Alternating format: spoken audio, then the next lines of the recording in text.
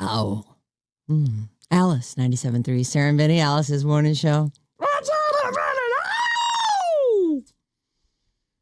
Hello, everyone. It's You were Friday. really getting after it while that song sort of winded down. God, I love that song. Well, I'm a big Van Halen fan. Mm-hmm. You and I talking about licks and riffs and. Well, I love Van Halen, but you know what's funny is if you saw David Lee Roth today, in his leather pants performing, I don't know, the midair straddle at some street fair. I mean, that's what it's come to in right. reality. But you would never know that he was the biggest rock star in the world in the late 70s? 70s and 80s. Biggest rock star in the world. Huge. And now with that big smile on his face, and his leather pants, and his it's what happened to that thinning guy? hair. Well, age, it happens to all of it. It gets us all, catches us all. Not everybody falls off like that, though. He just doesn't look cool anymore. It's weird. I saw him in 2007 when they did that. It was like a reunion tour. Mm-hmm. Was that the joint one with Sammy too? No. Okay. It wasn't. I think it was in Oakland. And it was, he was just, I couldn't get over how goofy he was. That's what I'm saying. Just like, he used to be the hottest, coolest dude, like, of all time. Like, that was a rock star incarnate. Like, that was what everyone to that point had been trying to be as a front man, just like wild and sexy and athletic and energetic and a crazy singer and funny lyrics and just great. And he had the really short hair. It's kind of balding, and he was wearing like too tight clothes, and he just kept going up to the front of the stage and going, yeah, like big giant gaping smile-ish. Yeah, and smile-ish, but like kind of like just a hung mouth. Why shouldn't he be happy? He should. He should. Absolutely. But yeah, it doesn't and have I still the love same. Him. Thanks for everything you gave us, David Lee Roth. But at the time, and I'm sure I was a kid, so I'm sure I was as, crazy for certain girls of the day but I mean, even girlfriends that I had would be like, that guy. Yeah. Oh. That guy. He would give that smoky eye look in all his promo pictures.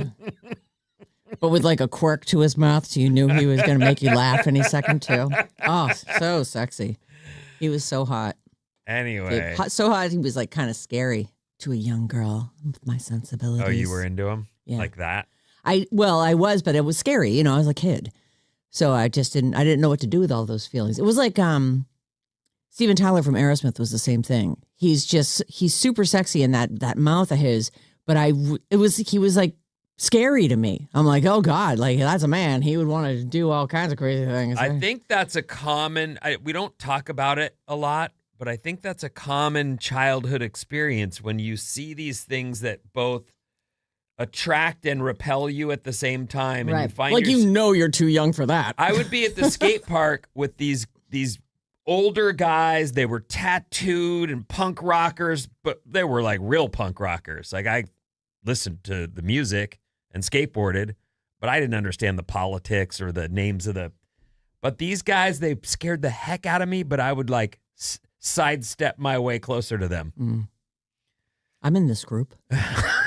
I am so scared, but I'm going to master this. I imagine that might be why, we were talking earlier or yesterday about how some young ladies end up with older guys, and it's pretty gross for the dude, a 30-year-old guy dating a 17-year-old. But is that maybe part of the attraction for a younger lady? Like, this guy is experienced, and I'm going to see what I can learn or get here. Maybe. I don't know. But it is a weird feeling, that like pee-pee feeling, and yet it's googly. I'm gonna. Anyway, yeah. Speaking of rock stars, I think you know where I'm going to go with this. I've been having a back and forth with Stephen Jenkins of Third Eye Blind for a few months now, and I'm trying to get him to come on and play Bridge the Gap. So, I especially want him to play this week, this coming Wednesday, because weirdly, Tiana, who is kicking ass in this game, and she works here at Odyssey. She's a fine young lady. Really nice lady, Zillennial quiet, category. not someone, but they're also right outside the door working. Yep. All day. Working all day. away.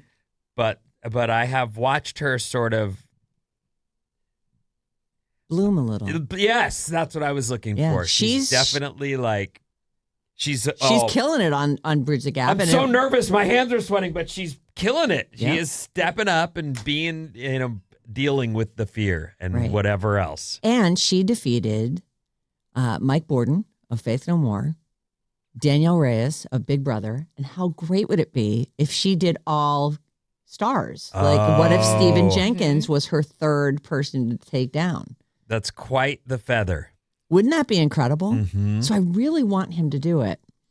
And he had told me, let me see when the last time we were writing, early February. Remember, he called me because I was like, last chance, let me know about tomorrow morning by 5 p.m. This was on February 3rd. And he called me up and he was like, listen,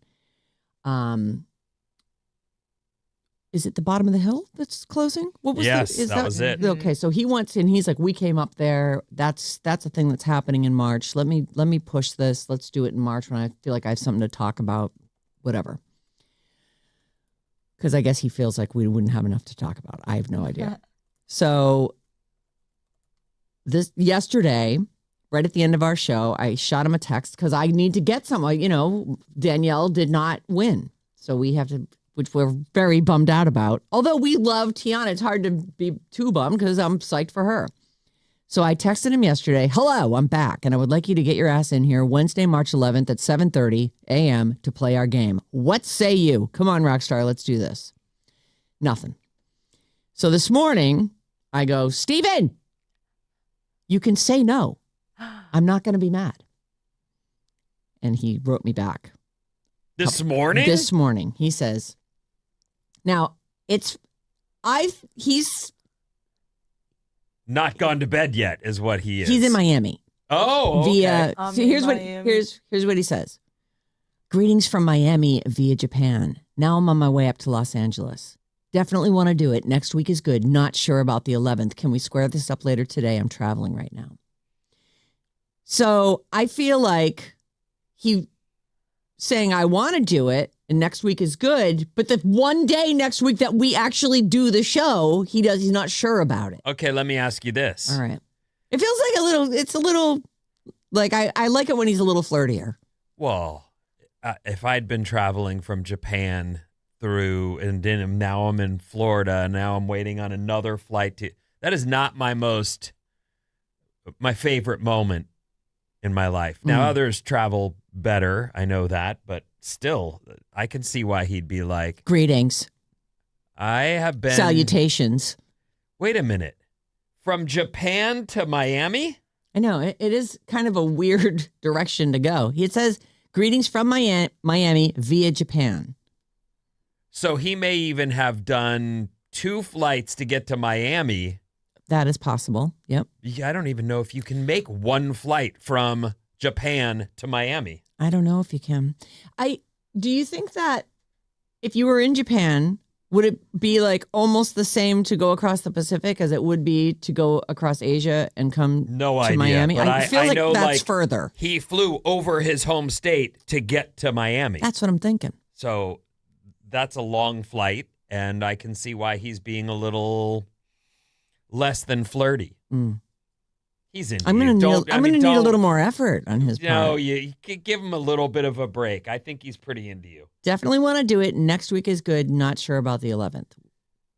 That's the only day you need to be sure of. Stephen Jenkins. I didn't say. So would you be, if he says, listen, I'm in, I'll do it. Can we do it Thursday? Like, why wouldn't we? Are you willing to adjust the schedule? I guess so. Why wouldn't we? We wouldn't do it for anyone else. Why wouldn't we? Because we play it on Wednesday. I know, I'm with you, and if you're in the area, but here he's a rock star, and he's clearly in the middle of some kind of press tour or something. He's doing something. I mean, that's a major traveling. Yeah, I guess I would. I like to keep the consistency. Flights from Miami to Tokyo, Japan typically take between 19 and 24 hours, including at least one stop. It's a weird direction to go, though. You know what I mean? It's on the other side of the world from Miami. Yeah. Well, it's mostly on the other side. The Pacific is large. It's still a long flight even from here. But it's so maybe it starts in Japan, hits places in Europe or something, I'm sure. and then goes to There's definitely a London layover in there. Yeah, something. I mean, you'd think they need fuel, right? You wouldn't want to run out of gas up there. Oh my God. Can you imagine being on a plane for 24 hours? No. You need one of those sleeping pods, that's for sure. Yes. You know some what's sleeping sad? pills. I'm really intrigued by travel, and I really want to see some places, but I have no desire to pay that due. I know. I just don't. I don't like traveling enough to be in a plane for 20 hours. I would love to go to Australia, and I think that is just not for me. It's like a 20-hour flight. I don't think it's... Probably with a stop. I would assume with a stop. Yeah, it's very, there's nothing awesome about being on an airplane other than the miracle of flight. How amazing that we can travel anywhere on Earth in a day. Good point. Usually that price is worth it. Yeah. If you get to Hawaii, you do feel like you're in another land, and it is glorious. Yeah. And all the sights and sounds, nothing like It's just hearing amazing a rooster. that they always, I know, all oh day, my every God, day. I love Jesus. it. And those little mongoose or I whatever love they them. are running around. They're great. It's fun. It's like, But it's only 5 you're hours. just looking at the ocean and looking at the ocean and looking at and then all of a sudden it's like, oh, they found the islands again. It's great. It's good. They kind of a needle in a haystack. They must have some kind of modern equipment up there. Anyway, he's saying, I would say that sounds like we're about 70% sure he's going to come on and do the game. I would say we should do whatever we can to accommodate the schedule based on, it's not like he's texted you right now from down the street and went, I'm really going to need to just flex and make you do it my day. The guy's traveling the world. Yeah, he definitely politely made it clear that he's very busy. She was like, oh, he's, not being flirty. No, it just felt a little cold. Where usually he's a little bit warmer than that.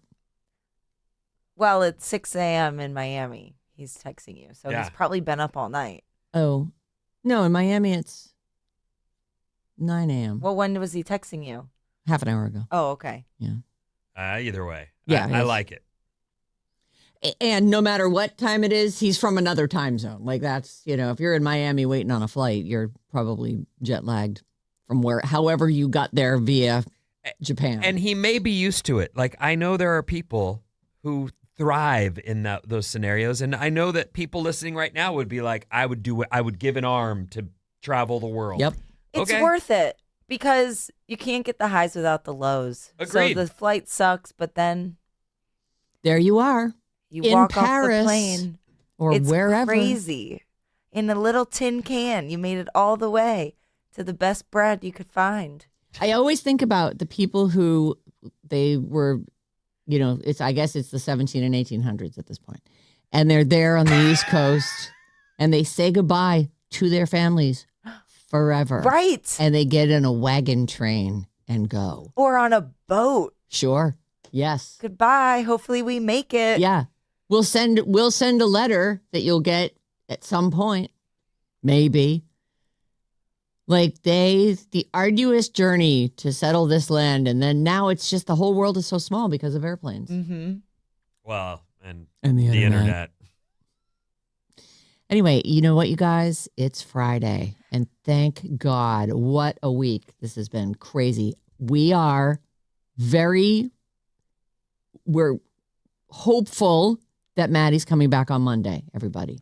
So again, thank you to everyone who reached out, and we care about and love him as very much as well. And medical stuff is private stuff, so it's not our story to tell. Not our story to tell. It's his if he chooses to. But either way, we will welcome him back with open arms on Monday. So fingers crossed for that. that is looking good. I have an update, kind of, on the Britney DUI. So we'll start with that, and we'll do it right after this song. KLLC HD1, San Francisco. Sarah and Vinnie, Alice's morning show. Happy Friday. Mm-hmm. Bad advice coming up at 7 o'clock, too. Can't wait. Got a couple of good ones. Thank you to our listeners for writing in. Right now, enjoy Golden from Huntrix. Yeah.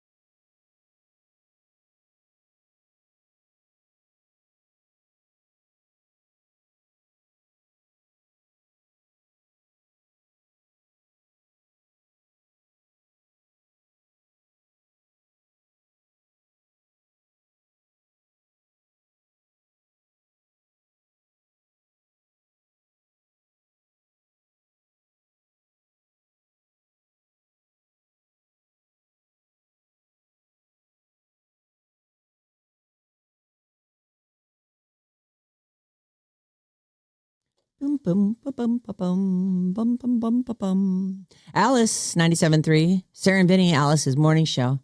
That song gets me all amped up, but not the way San Francisco Bay Coffee does.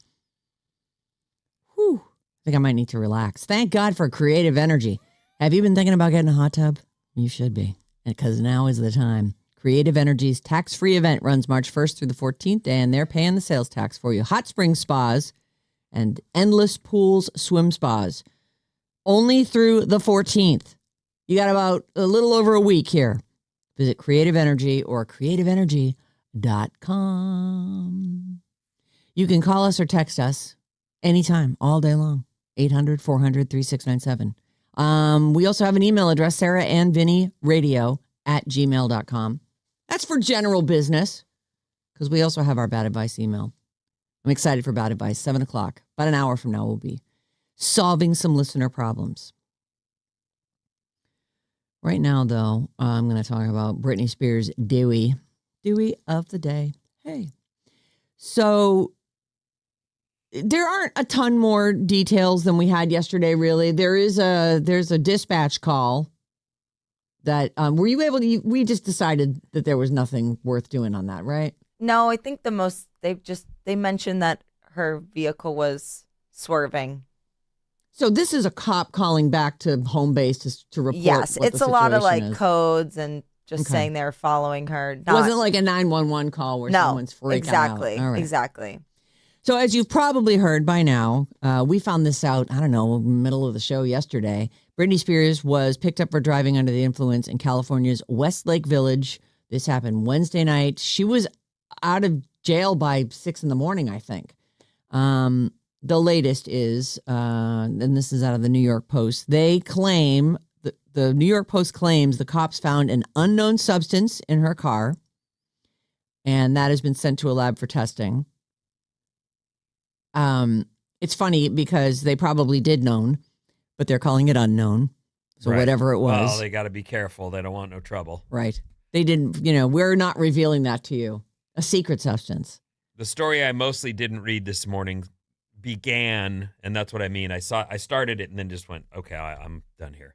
But it said, just weeks after people witnessed her driving erratically all over the place, and there's video to she gets a DUI. And I went, yeah, that was the story that we were trying to recall yesterday, because she had just been witnessed by a lot of people driving erratically. I've forgotten all about that. The last thing I remember about her, like sort of out and about and being embarrassing, was she and like a friend went to a restaurant, and didn't she get in a fight with a dude? And there was I don't know, it was a month or two ago, probably more than that actually. But I remember her just being, an obnoxious drunk person in a restaurant. I think that story you're talking about was at, what's the place? Chateau Marmont. Oh, yeah? Was that it? I don't know. I think they were there, and I can't remember the whole story. But she was with a dude. Oh, that's not the one I'm thinking of then. Okay. I thought it was her and some, like, maybe an assistant or something. Or a Klingon. I have no idea. I don't know who all these people are or how she hires them or who she has handling anything in her life. Someone needs to handle some things in her life. Maybe not a conservatorship, but maybe, how about an assistant or a voice of reason? Police think she was under the influence of a combination of drugs and alcohol. She was given a blood test, which, of course, we also do not know the results of. She was pulled over at about 9:30 on Wednesday night. The police saw her swerving in and out of traffic in her BMW. She was said to be extremely emotional, even crying during the arrest. What do you have for this? They say the 911 call reveals an hour-long highway chase before she was pulled over. No, I have nothing on that. The dispatch call was long. They Yes. were keeping an eye on her, it sounded like, but I don't know. Oh, if as it in was... somebody called 911 and said there's someone driving erratically? No, the police dispatch. It was like one of the units spotted her and was like, hey, we got somebody driving erratically. Here's their plate. And then it seems like they were keeping an eye on her. So you're saying before they decided to pull her over. 8 or 9 minute long 911 dispatch call to an officer was this was not him standing on the side of the road saying, hey, I'm here with the person that we pulled over. Right, exactly. Okay, we're following her. No, I don't have it. I don't have anything on that. They're saying here the situation started when someone called 911 to report a black BMW driving dangerously on the road. The caller said the car was moving fast, braking suddenly, swerving across lanes, and also did not have a working taillight. And so they find the car, and now they're following it, and all right. They started searching for the vehicle along Highway 101 in Ventura County. And they followed the car for almost an hour while watching its movements on the busy freeway. Truthfully, I wonder why. I don't understand why they would let someone driving erratically like that go for an hour. Like, that seems super dangerous to me. Because maybe they looked up the plates and said, oh, this is a celebrity. We need to be careful here. They didn't have that in what they released from the dispatch call, at least. They didn't mention her name in it. Oh, they didn't? Okay. Well, they did. They probably did know, though, if the car's registered to her. If you ask any police, they would probably be able to tell you what their process is. I would expect the first thing you do is enter those plates. No, you enter the plates and get an idea of who that person is, and if that's a stolen car or something, or warrants are out for that person. I would think, but I don't. It is possible that people who have money often will have some kind of a trust or something that, or a company with a name that isn't theirs to own things in. Yes. Which makes things less easy to track, I guess. So it's possible, Toxic Inc. owns Britney's car. Well, yeah, a subsidiary of Britney Spears Industries. Britney's rep is saying that he hopes that this could be the, quote, first step on a long overdue change that needs to occur in Britney's life. So that is some kind of representative for Britney Spears. It's just not good news. Not surprising news either. I am surprised, though, that they would let somebody drive wasted for an hour. It is surprising. That is a massive public danger. Like somebody, what would happen if they hadn't pulled it? It's 45 minutes in as they're following this person and they get in a fatal car wreck. Like now, is there culpability on their part now? Look, I'm just surprised. Here's what I will say to that. I'm not trying to defend them and I'm not trying to damn them. I'm just saying in terms of we're just ruminating. Thinking about going into policing, that's a scary job. Yeah. There's a bunch of daily decisions that you might make that could get you or someone else killed. Yep. Probably happens like I think of that all the time. You're clocking in to go to work. Mm-hmm. This isn't like, that's your day-to-day life is things like this. Yeah. The decision is, do we pull this person over and risk whatever that means, or do we follow this person and make sure we have a case before we... It is a dangerous job. I wouldn't want it. No. I don't want that on a daily basis. No, it doesn't seem like a job that you can go home from and not, if you are framing houses all day, great job, manual labor, and you don't have to like worry about that when you get home. I mean, you got to go to work the next day, but you're not like spending all night going, geez, I think that one stud, I didn't put that in right. Like I would assume that part of your day ends and you go on to whatever else you're doing. I have a friend that teaches yoga and she's got a bunch of degrees. She's incredibly smart and she's worked in the medical field. And one of the things she's doing now is she does a bunch of stuff to help people, nurses, doctors, police, soldiers. All these people have an incredible amount of weight on their daily lives. And taking care of your mental health becomes a really important thing to be able to just decompress after the day and have a life outside of this career you've chosen. You almost have PTSD. Like if you're, you're carrying that with you, you can't sleep at night, you're running through all these scenarios. What could you have done differently? That must be incredibly stressful. While she's building and writing and doing these programs for these people who need it and might improve their lives greatly, it's not wide. It's not something that everyone has access to or even looks into.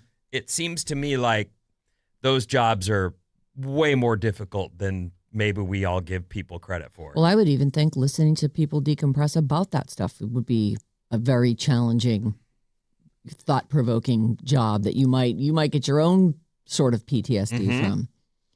Anyway, Britney Spears. We don't know why she didn't get pulled over We don't know why. She did ultimately get a DUI. She did. She was only in the jail for a few hours, and then I guess someone came, maybe that rep of hers who's saying she needs help. Somebody bailed her out and got her out of there, I think, by 6 a.m. yesterday. I didn't see anything. I didn't even look to back it up, but I also saw a little line that said the number of 911 calls to her house is staggering. Just that she calls 911? I don't know. I didn't look in any further into it, but weird. I don't know if that's people looking at her Instagram and going, "You should go to the house." I don't know. That's possible. But we keep seeing her playing with knives, and maybe that's what's happening. I know. So I don't know, but I thought, wow, that's a sign. And she has just fully, at this point, she's just freed the nipple. Like she's just, there's no nipple prison at her house. Like just every single GD thing she posts has a nipple in it. Like, okay, well, thanks, I guess. I really was hoping to see that again today. Anyway, good luck, Britney. I'm going to squeeze this in. We're going to try and be a little tighter on time today. That is our Friday goal. Some of Hollywood's greatest treasures are apparently stored in Hutchinson, Kansas, 600 feet underground in a salt mine. It is a huge mine, and it also has a massive museum in it, 600 feet underground, called Stratica, dedicated to salt mining. So salt mining plus storage. It is a constant 68-degree temperature. And it's like the perfect place. yes, constant 68-degree temperature and constant 45% humidity.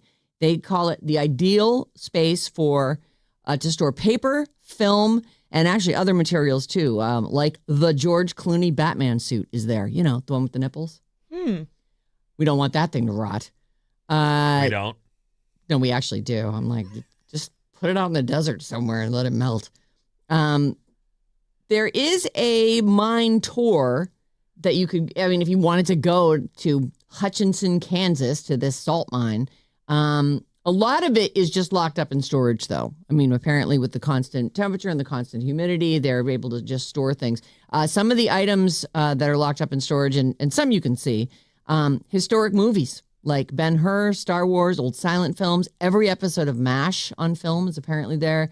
The original film negative of The Wizard of Oz. Oh, wow. There's about 50 acres underground worth of stuff that's just off limits to the public. Oh, wow. There's also boring stuff like oil and gas company leases, architectural blueprints, secret government documents, which sounds slightly less boring to me. Even newspapers announcing the assassination of Abraham Lincoln. And, of course, that Batman suit, which I think you can see. I would think. I mean, don't you proudly display that? Yeah, we get the Batman suit. So that is why they keep them there. And speaking of amazing things from amazing movies, if I say the birth rhino from Ace Ventura, do you know exactly what scene I'm talking about? I believe it's the opening scene of Ace Ventura 2, but it is... That is correct. Either way, it is him... So he's climbing out yes, of the back end. The back end of a rhino. People call it the birth scene. That animatronic animal, it's a full-size rhino machine. It looks like a rhino. You can walk around it, and if you lift the side hatch on it, there's a little chair in there and controls, and it's all set up because it's just a giant movie prop. So they built that for that scene. They built it. Oh boy. He's trying to he's like, is he spying on poachers? Like, I'm not sure. He's the pet detective. He cares about animals. I don't remember either, but he's trying to sneak around and spy and pretending to be a rhinoceros. So there's an auction house that has it. The auction is on right now. As of the printing of this story, the bidding on this prop, it used to be displayed at one of the Planet Hollywoods. It had reached about $5,500. So this was as of like yesterday afternoon.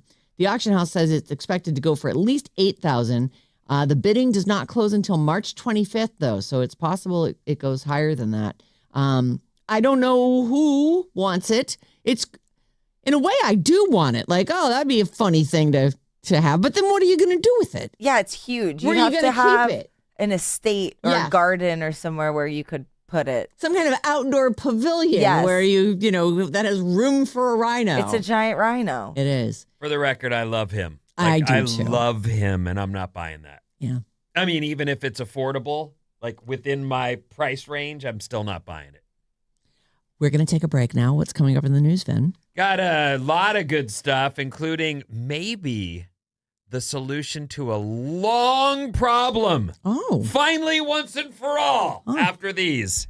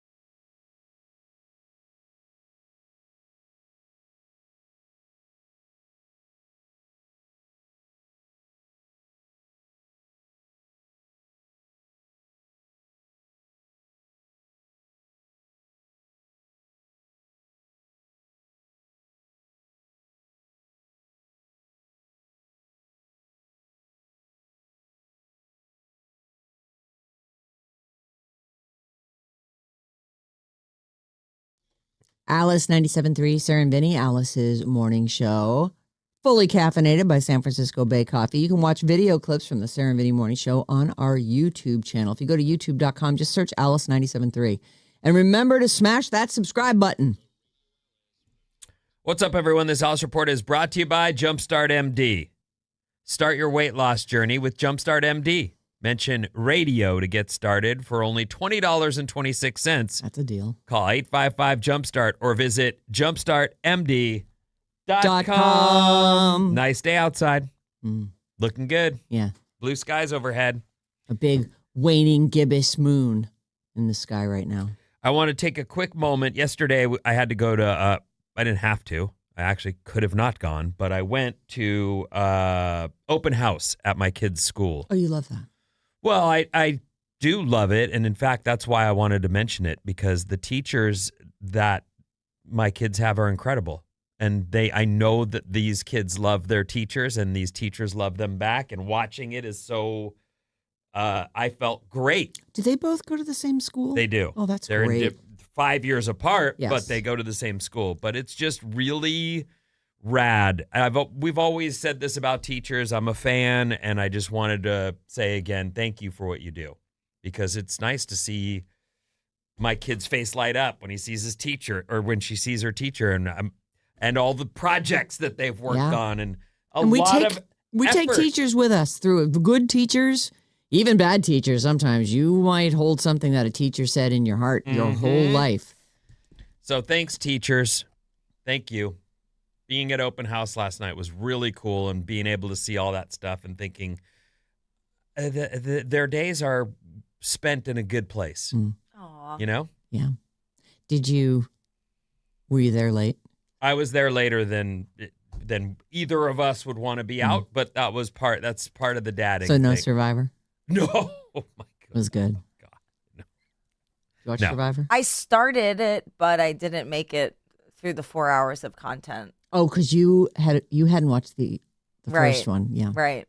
But I like it a lot so far. Yeah, I That's also do not feel. I was not that into it when I pressed play on the first episode, and then I found myself hooked right away. Yeah. So I will catch up on it this weekend. This first story? Yeah. President Trump has fired Homeland Security Secretary Kristi Noem. Oh, what you gonna do now? I have that, Oh, great. actually. They say that Republican Senator Markwayne Mullin, Markwayne, one name. Yeah, they've been giving him a lot of funny send-ups on all the late night shows. Oh, okay. Yeah. Markwayne Mullin will take over at Homeland Security, and Noem will be moved to be special envoy for the Shield of the Americas, our new security initiative in the Western Hemisphere that will be announced on Saturday in Florida. So she didn't, there's the story that she's fired, Yeah. but she's sliding right into a new gig. So Great. there's that. I was hoping they were gonna fire her and Ice. Like, how about we just leave that ugly chapter behind us? So could this be the answer to this twice-a-year problem that we all deal with? We've voted to get rid of this daylight saving time change. Okay, what is the proposed answer? Half. I've been saying that for years. Just half. Just go to right now, set it for half an hour ahead. Half. And that's be done with it. Yes. Is it so difficult? Daylight. Is it because the whole world would have to go to half? I don't know. What would be the difference if we went to the full hour? Like, to me, this is just a great right down the middle, solves the problem. No more time change. Every time we talk about it, people are like, why? Yeah. Oh, well, what about the farming? What? Like, the plants will not get more sun because you've changed the time. Yeah. They're going to get the same amount of sun they were always going to get. I'm with you. I'm with people who said that. I've always said, just set it for half an hour in between. You can't do that. And leave You'd it. have to get the whole world on board. The time change is already difficult enough. But like, what time is it in Right. Miami? So I couldn't even do that math, and we do that constantly. There's been a lot of debate You want to about add 30 minutes in there? I don't think so. doing away with the clock shifting thing completely. Globally. British Columbia announced this week they're shifting to permanent daylight saving time. They'll spring forward on Sunday, and they're done. And they're never going to spring back. Now, the new Fall back. idea in the I would mix, love which that. isn't a new idea. You're right. I have heard you say that. I'm sure many people over the years have thought it. Split the difference. Just split it down the middle and be done with it. Is it really worth that, though, to split it? Is it really worth changing clocks twice a year? It's only worth it if the entire world agrees to do it. Everyone would have to do it because right now you can at least sort of figure out what time it is in China. But now I got to add a half hour. Well, is it one extra half hour or is it a half hour behind? You never could and Yeah, still you can't. didn't make it harder for me? You have never been able to figure out what time it is in China. Stop It's saying 16 that. hours ahead. Okay. So it's 11 p.m. Yeah? All right. Hold on. See what time it is in What China. It's time is quarter of it in 11 China. China. Is It's it 10:45? 10:43. All right, 10:43. You Plus did it. 30 minutes. Yeah, now or minus. We don't know. I think that's a horrible idea. Unless the whole world will do it. All right, fine. Then that we don't have a solution. Forget it. Let's just keep having fun with the time change. It's nice to have something to complain about every 6 months. And I actually really like the suggestion one of our listeners had the other day of every time you change the clocks, change your toothbrush, change your underwear. You know, take, Yeah, There are people who take do it. Check inventory your of your check your life. smoke alarms. There's a lot of things. Yeah. The smoke alarms, and I don't know all the right terminology, but I also changed those air filters in the house as well. Is that what it is? Yeah. Just an air filter? It's where those things the with air sucks into your Yes, into your I changed those HVAC at system. that time. And they recommend you do it like 4 times a year. I do it twice a year. How nasty is it? Not that nasty. I Well, mean, then they're you don't have to filled, worry but about they're it, not yeah. like, it's not like filled with black stuff or anything. There's just, Dust. yeah. Fine. It's fine. Don't worry about it. It is Sheesh. Friday. It is Friday. And Oh. so my question to you is, You ever been a happy hour guy? Not really. Me Bob, either. No. I mean, either. I've never, and I don't know. But I've I've worked also, a 9 to 5 a lot though in my life. I think that's like a 9 to 5 thing. I can't say for sure if it continues. There was a girl I dated that lived here in the city, and she would say after work, her and a girlfriend would go grab a drink, and she would say, and there's all the blue shirts. Oh. And I'm like, huh? And she's like, all the guys who work in business and they wear the blue shirt button down as opposed to the white one. I don't know, but Okay. they're all at the happy hours as well looking to score. Oh. Like that's the hot spot. But I don't know if that continues to this day. I never liked happy hour. I never went to happy hour. I never had a healthy, Yeah. relationship with alcohol either. But I won't go to a happy hour really, but I do think it's a work-related thing. But I will say that on a Friday or a Saturday, I will be watching the clock because at 5 o'clock, I'm going to have a drink. most generations say that Friday is the best day for happy hour, but Gen Zers prefer Saturday.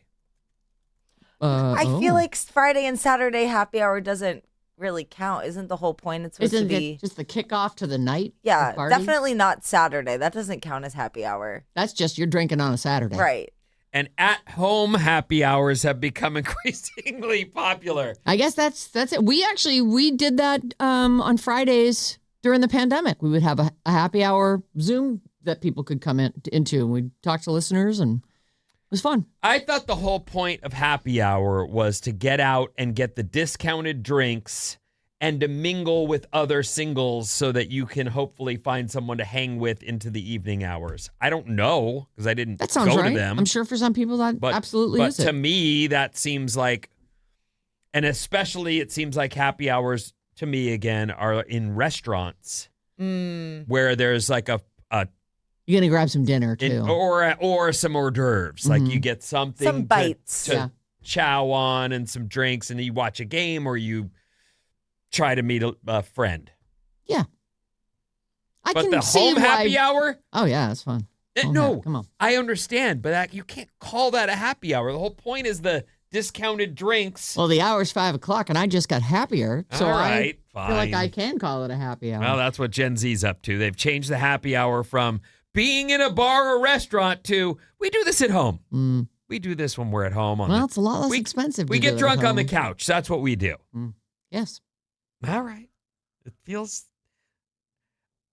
Less exciting. Can you look up happy hour and see if it says specifically it should be at, Casa Maria I think it's definitely like the happy hour concept is the hour after you get out of work. Like you're happy. You're done with work for the day and you're going to go have a drink right. and an appetizer. And I like what you said, if you're just going to go home and watch the game on TV alone, why not go to a happy hour, have some chicken wings, watch the game with some other fans? 60% say having non-alcohol options at happy hour is appealing. What the? Oh my! Well, they just want to. They're still happy. These they just don't want to get drunk. Got to change everything up. Maybe they have to drive home. Don't be that guy, Vin. Don't be that guy. Listen, I never went to happy hour.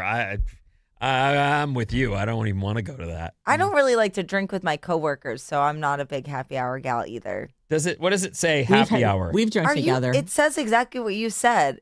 It's a specific time, usually late afternoon or early evening, when bars and restaurants offer discounted drinks and appetizers to attract customers during slower periods. It's really a marketing strategy. Yeah, oh, yeah, that's what it is. To get you to come in at 4 p.m. on a Wednesday and drink.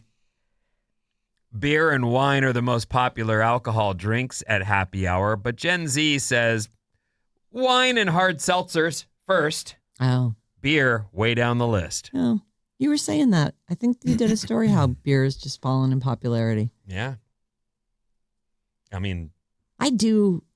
I never even had beer. a seltzer, but I had a wine cooler from back in the day. Ugh. I didn't like them. Bartles and James. Gross. Anyway, happy hour. It's different. Well, that's a good story. Southwest Airlines is experimenting. They've just changed to reserved seating. And now they're experimenting with having cabin cleaners come on the planes between flights only to clean the premium extra legroom seating areas of the aircraft. What? The rest will, it'd be penny pinching. That's corporations are best at that, I believe. That's what if somebody yacked in the back? Well, okay, you clean the plane, you spot for God's clean, sake. maybe, but you don't. We're paying. It's expensive to fly. Clean that up. Get the trash out of there. Do you really want to sit down where somebody's gross, greasy napkin has been shoved down in between the seat and the console? If that sounds crazy to you, you're not alone. A flight attendant union leader says it's like the upper class on the Titanic having cigars and sipping brandy while passengers below deck don't even get their seats cleaned. I don't know if that's the right. She jumped right to the actual situation at hand. Southwest is one of the few airlines that doesn't usually have cleaners come on board between flights. Instead, flight attendants tidy up anything left behind. Oh. And the turnover time is faster, but the cabins get less clean. So there's that. John always he has a pack of wet wipes he travels with in his carry-on, and he pulls them out and wipes everything down. He wipes his whole seat down. He wipes everything down. Not against that. I don't necessarily do that, but I also feel like I get into my seat and I just hold on till I'm there. I don't make myself at home is my point. I'm not like, let me get my shoes off. Sure. Sorry, my elbow's going to come swinging as I take my sweatshirt, and I just want to get there. I'm just going to sit here. Like the kids do. They just sit and stare at the back of the seat in front of them. The raw dog. Read, but I mean. Such a weird name to have chosen for that. I know if I say, oh, the kids raw dog it on planes, people go, what? So dangerous. Is with people they don't know? Oh. You don't only have to do it on planes, too. You can raw dog anything. How? What do you mean? Just if you do it with no support, no vices. Like if you were... if you were going to go to a music festival and not drink. You'd raw dogging the music festival. And you don't even dance. You just stand there and let the music No, wash you can over still you. dance. Oh. So it's just leaving all vices behind. Yeah, that's Huh. what I would say. Huh. All right. I clearly don't understand the concept. Speaking of vices, Yeah. I thought this We all was have those. interesting. Yeah, well, I mean, it's one of those things. Let me see if I can find it real quick. Have you heard of the company Palantir? No, It's an AI company, and they make the news this morning as they are one of the many companies that have decided, tech companies specifically, that are stocking offices with nicotine products to increase worker productivity. So Palantir is a tech company, but what they're using are those Zins. little packs. Is it a Zin? Mm-hmm. They say those Zins they're just can be devastating for people's lives. Like that Why? because they are so addictive. Well, like if you all tobacco. I know, but some is harder to quit than others. Like you can quit the gum. These Zins, they're not like a substitute. They're a full on, now you're addicted to that and you have to have that. They're very strong. They say they're using Zin and another one called On with an exclamation point. I don't know that. I have heard of the Zin. But they say this is a way to get the nicotine high without clouding up the office air, and it keeps people from leaving their workspace. That was one of the things I used to laugh about is we had a smoker in our old building. I loved the guy. I didn't care at all that he never worked. But it was one of those things where anytime you drove by there, he was having a grit. Right. Standing out on the side in the alley.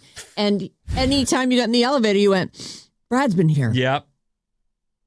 So, if you can get your smokers to have a Zin instead, okay, I guess that helps. I feel like hardly anyone smokes anymore, but then I hear it's on the comeback. The young kids are fully back into using a lighter and using a tobacco ciggy product. Oh, boy.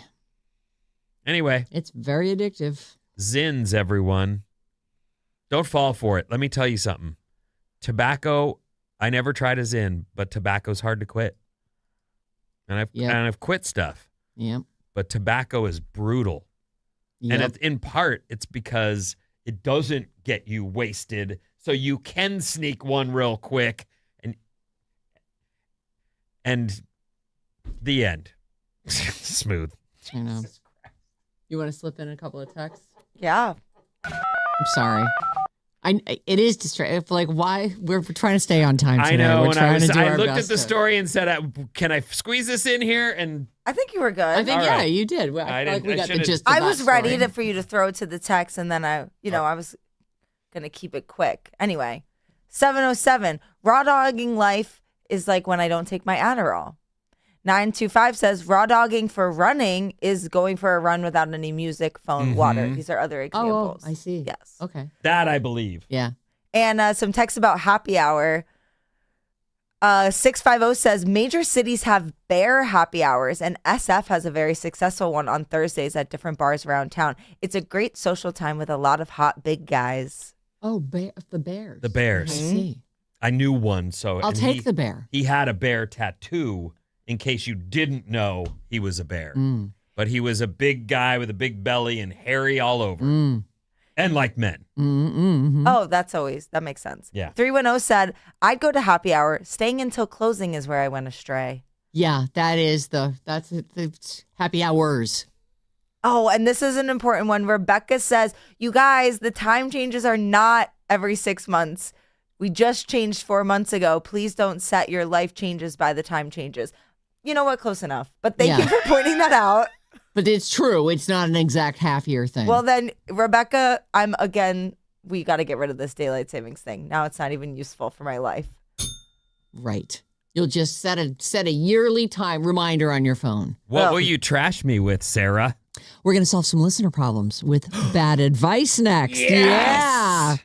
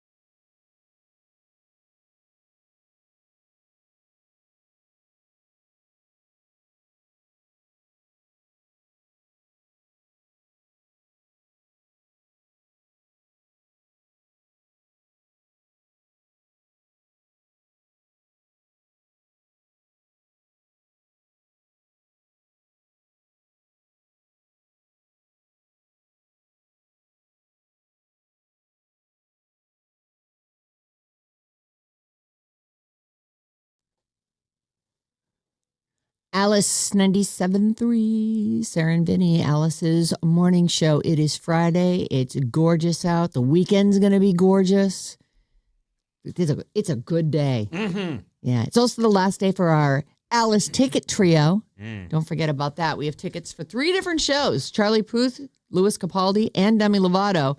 And your chance to win tickets to all 3 of them at 9:05, 12:05 with Mason, and with Jane. It's Jane at 5:05. You can call or text us anytime. 800-400-3697. Make us a favorite.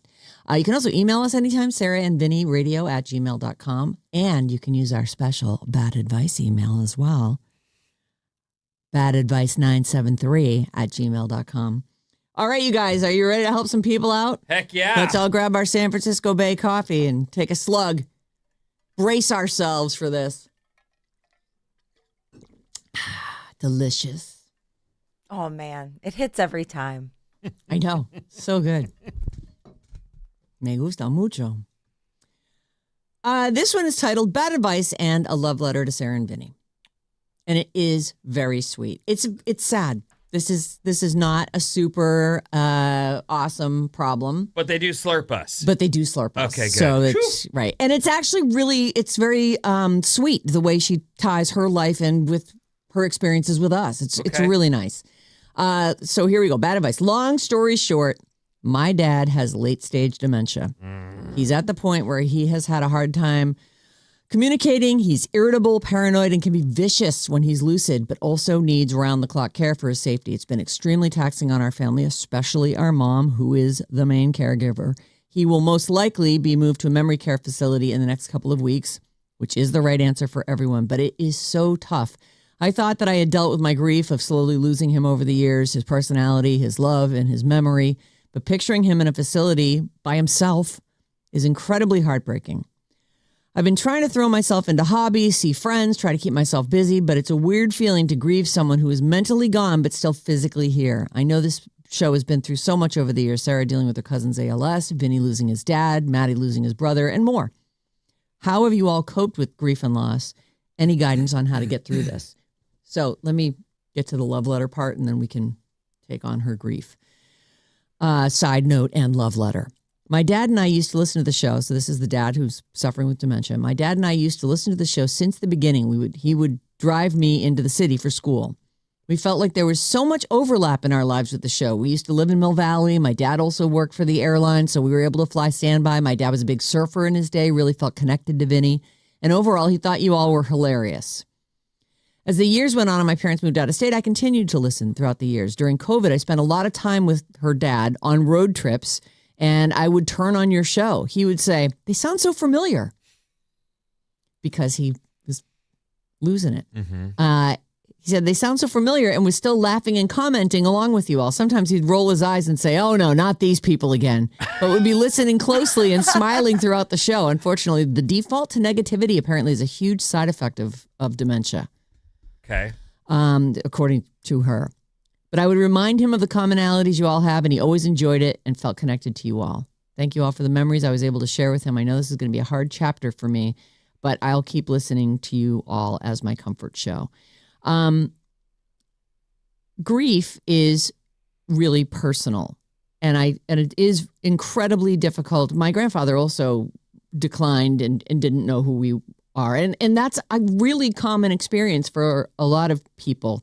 There is nothing for it. It's time, and when you start to be depressed about it, the only thing I would suggest is, and I've learned to do a redirection thing that I do for a lot of things in my life, because I'll spiral down bad thoughts, and I was taught to have a group of things that are pleasant to think about and start cycling through that list. Like, put yourself on that list.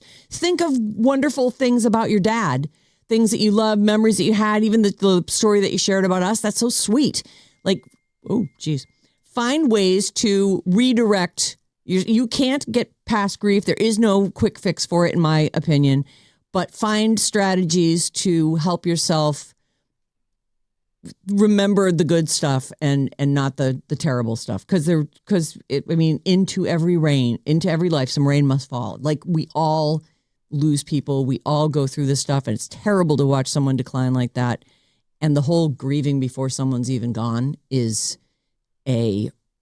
real. Like that is to know that someone's going, and you're in your way, you're lucky to have those times. And maybe here and there you do get a peek at your old dad. But for me, it's time and a strategy for finding positivity when you start to spiral. Vince, Bob. So I would say Sarah nailed a couple things perfectly there, which is this is a normal part of aging. Like the worst scenario is your dad had to grieve your loss as a young kid. Like that's not the way. This is the way. So that's one thing. The order's right. This is the it's happening in the correct order. The other thing is I believe this about almost all humans. Let yourself feel it. You do have to feel it, and you do have to grieve it. Using alcohol, like I think you have to have coping mechanisms and skills to pull out of that in order to get your work done each day and in order to get to sleep at night. But I also think you need to feel it. You don't do yourself any good being in denial or finding negative ways to cope with this, like booze or drugs or whatever. So for some people, that can be like an automatic turn to. Right, for sure. Here's how I cope with this. The other thing I will say is that I just had a friend go through this, and I know his mom because we all grew up together in the same neighborhood, and his mom was racked with guilt. Racked with it. Just because she was dealing with this person who could no longer make good decisions, would walk off, and he'd be lost. And they'd have to go find him. And it was just one of those things where he went, I needed a cookie, and then he forgot that he even wanted to cook. Like, it's just the amount of stress she was under. And yet she didn't want to send him to a place where he could be looked after. And she held out as long as she could. You have to not feel guilty for needing the help to keep this person from harming themselves, harming someone else. Yep. Like, you just have to do what you can to be, so that you don't come back to it and go, I wasn't there for him at the end. Like, visit him. Yep. You can visit him. You don't need to visit him every day with every waking minute, but visit him. Right. But this is one of those things but where the guilt is, I think that's a huge it's a part major of it. thing. People don't want to put their people into places where they feel like they're not at home. They're not getting cared for by someone that loves them. Sometimes it's the best choice for everyone. So while I'm saying that this is all normal, it's all stressful, it's all part of this process where you are a family and you love someone dearly. You also have to look at, I don't know, is the mom, did she say her mom's still? Her mom is caring for her. Okay. She says, here's what she said about it. Our mom is the main caregiver. He's most likely going to a memory care facility in the next couple of weeks. So the other thing is, and I believe this because I watched my mom go through this and I watched my friend's mom go through this, is you have to be there for her too. Mm-hmm. She's losing her life partner and watching him deteriorate and experiencing the most stress of her entire life. The grief, all the stress, the pressure. So the guilt. While you get to have your own grieving period, you also need to look after your mom. And that's another thing that will help you. Yes. By helping her. And maybe talking through it with her is helpful for both of you. That's nice. I think you two nailed it. I couldn't add anything if I wanted to. I'm very sorry. Yeah, that's a bummer that you're going through this. This is it's terrible.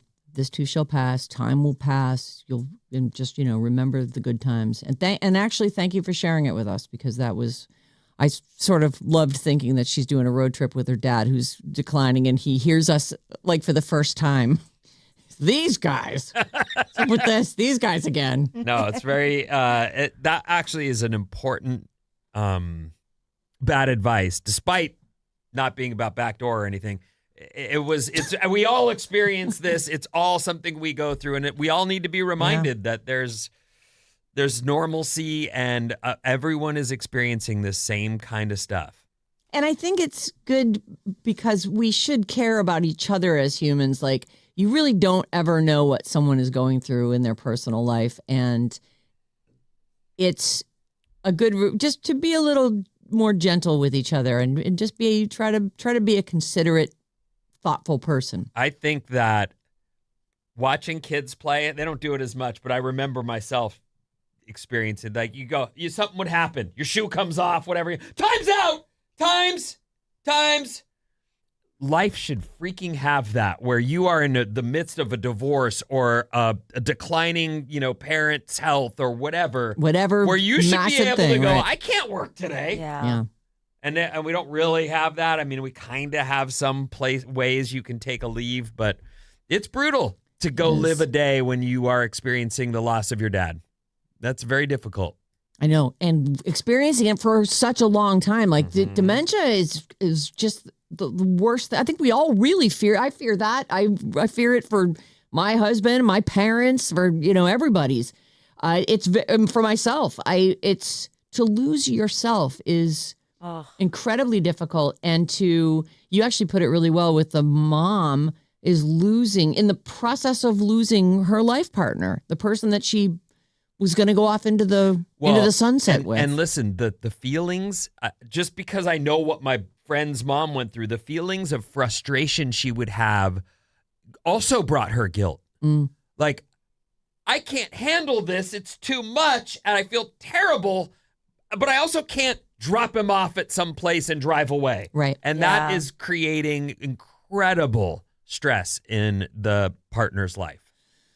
925 says, I lost my dad to dementia 5 weeks ago. It's called the long goodbye because we've really been losing him for a long time. I made the most of my time with him, walked, played games, whatever I could to make his days better. It's so sad and hard. So cry, let it out.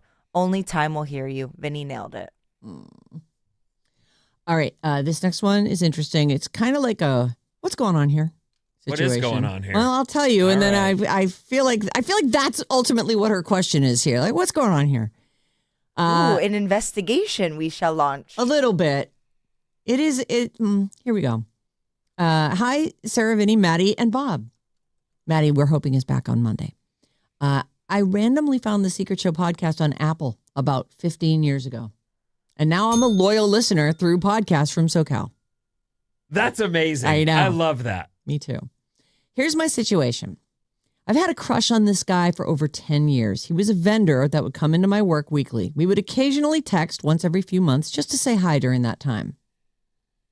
So just a guy who came by the place that she worked. And they somehow exchanged numbers, blah, blah, blah. Last October, he sends me an I miss you as a friend text. And we went to lunch a total of 2 times in the last 10 years. So since we started texting in October, I told him in November that I've had a crush on him for 10 plus years. And this made this made him speechless. So he reaches out. I don't know if there was a lapse between I had a crush on a guy for 10 years, a vendor who came to my work. We would occasionally text. Last October, he sends this I miss you as a friend text. Maybe something changed in one of their work lives or whatever. So he texts her. So, and it says here, we went to lunch a total of 2 times in the last 10 years. I don't know if that means while he was being a vendor at work. Yeah. Yes. So we started texting since October. I told him in November that I've had a crush on him for 10 plus years. This made him speechless. But he told me he was not going to start any kind of relationship because he was badly hurt during his last one. During the pandemic, his girlfriend got pregnant and married to someone else because he wouldn't break quarantine. So he wouldn't go see her, and so she just started seeing someone else. And then got pregnant and married and moved on with her life. He lived with family who was highly susceptible to COVID, so he didn't want to get them sick. He doesn't want to break. He doesn't want to go to, it wasn't like they could go move in together or anything. So he couldn't leave. He didn't want to potentially expose his family to that.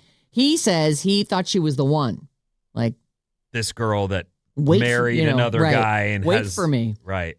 He values our friendship and doesn't want to hurt me, but he's open for a friends with benefits if I'm willing. I told him no. Okay. Thank God. Here is the part I'm confused with. Ever since November, so a few months now, we have texted and talked on the phone almost daily. He's invited me to his apartment almost every weekend, just as friends, and we've been just talking at his place. Nothing romantic has happened other than him hugging me and not letting go after he drank a little too much. He's told me he will not make a move on me because our friendship is valuable. I've told him I won't make a move either, although I think I made the first move by saying I have a crush on him. That's and the dumbest standoff I've ever heard I know. of. But She goes over to his apartment every weekend.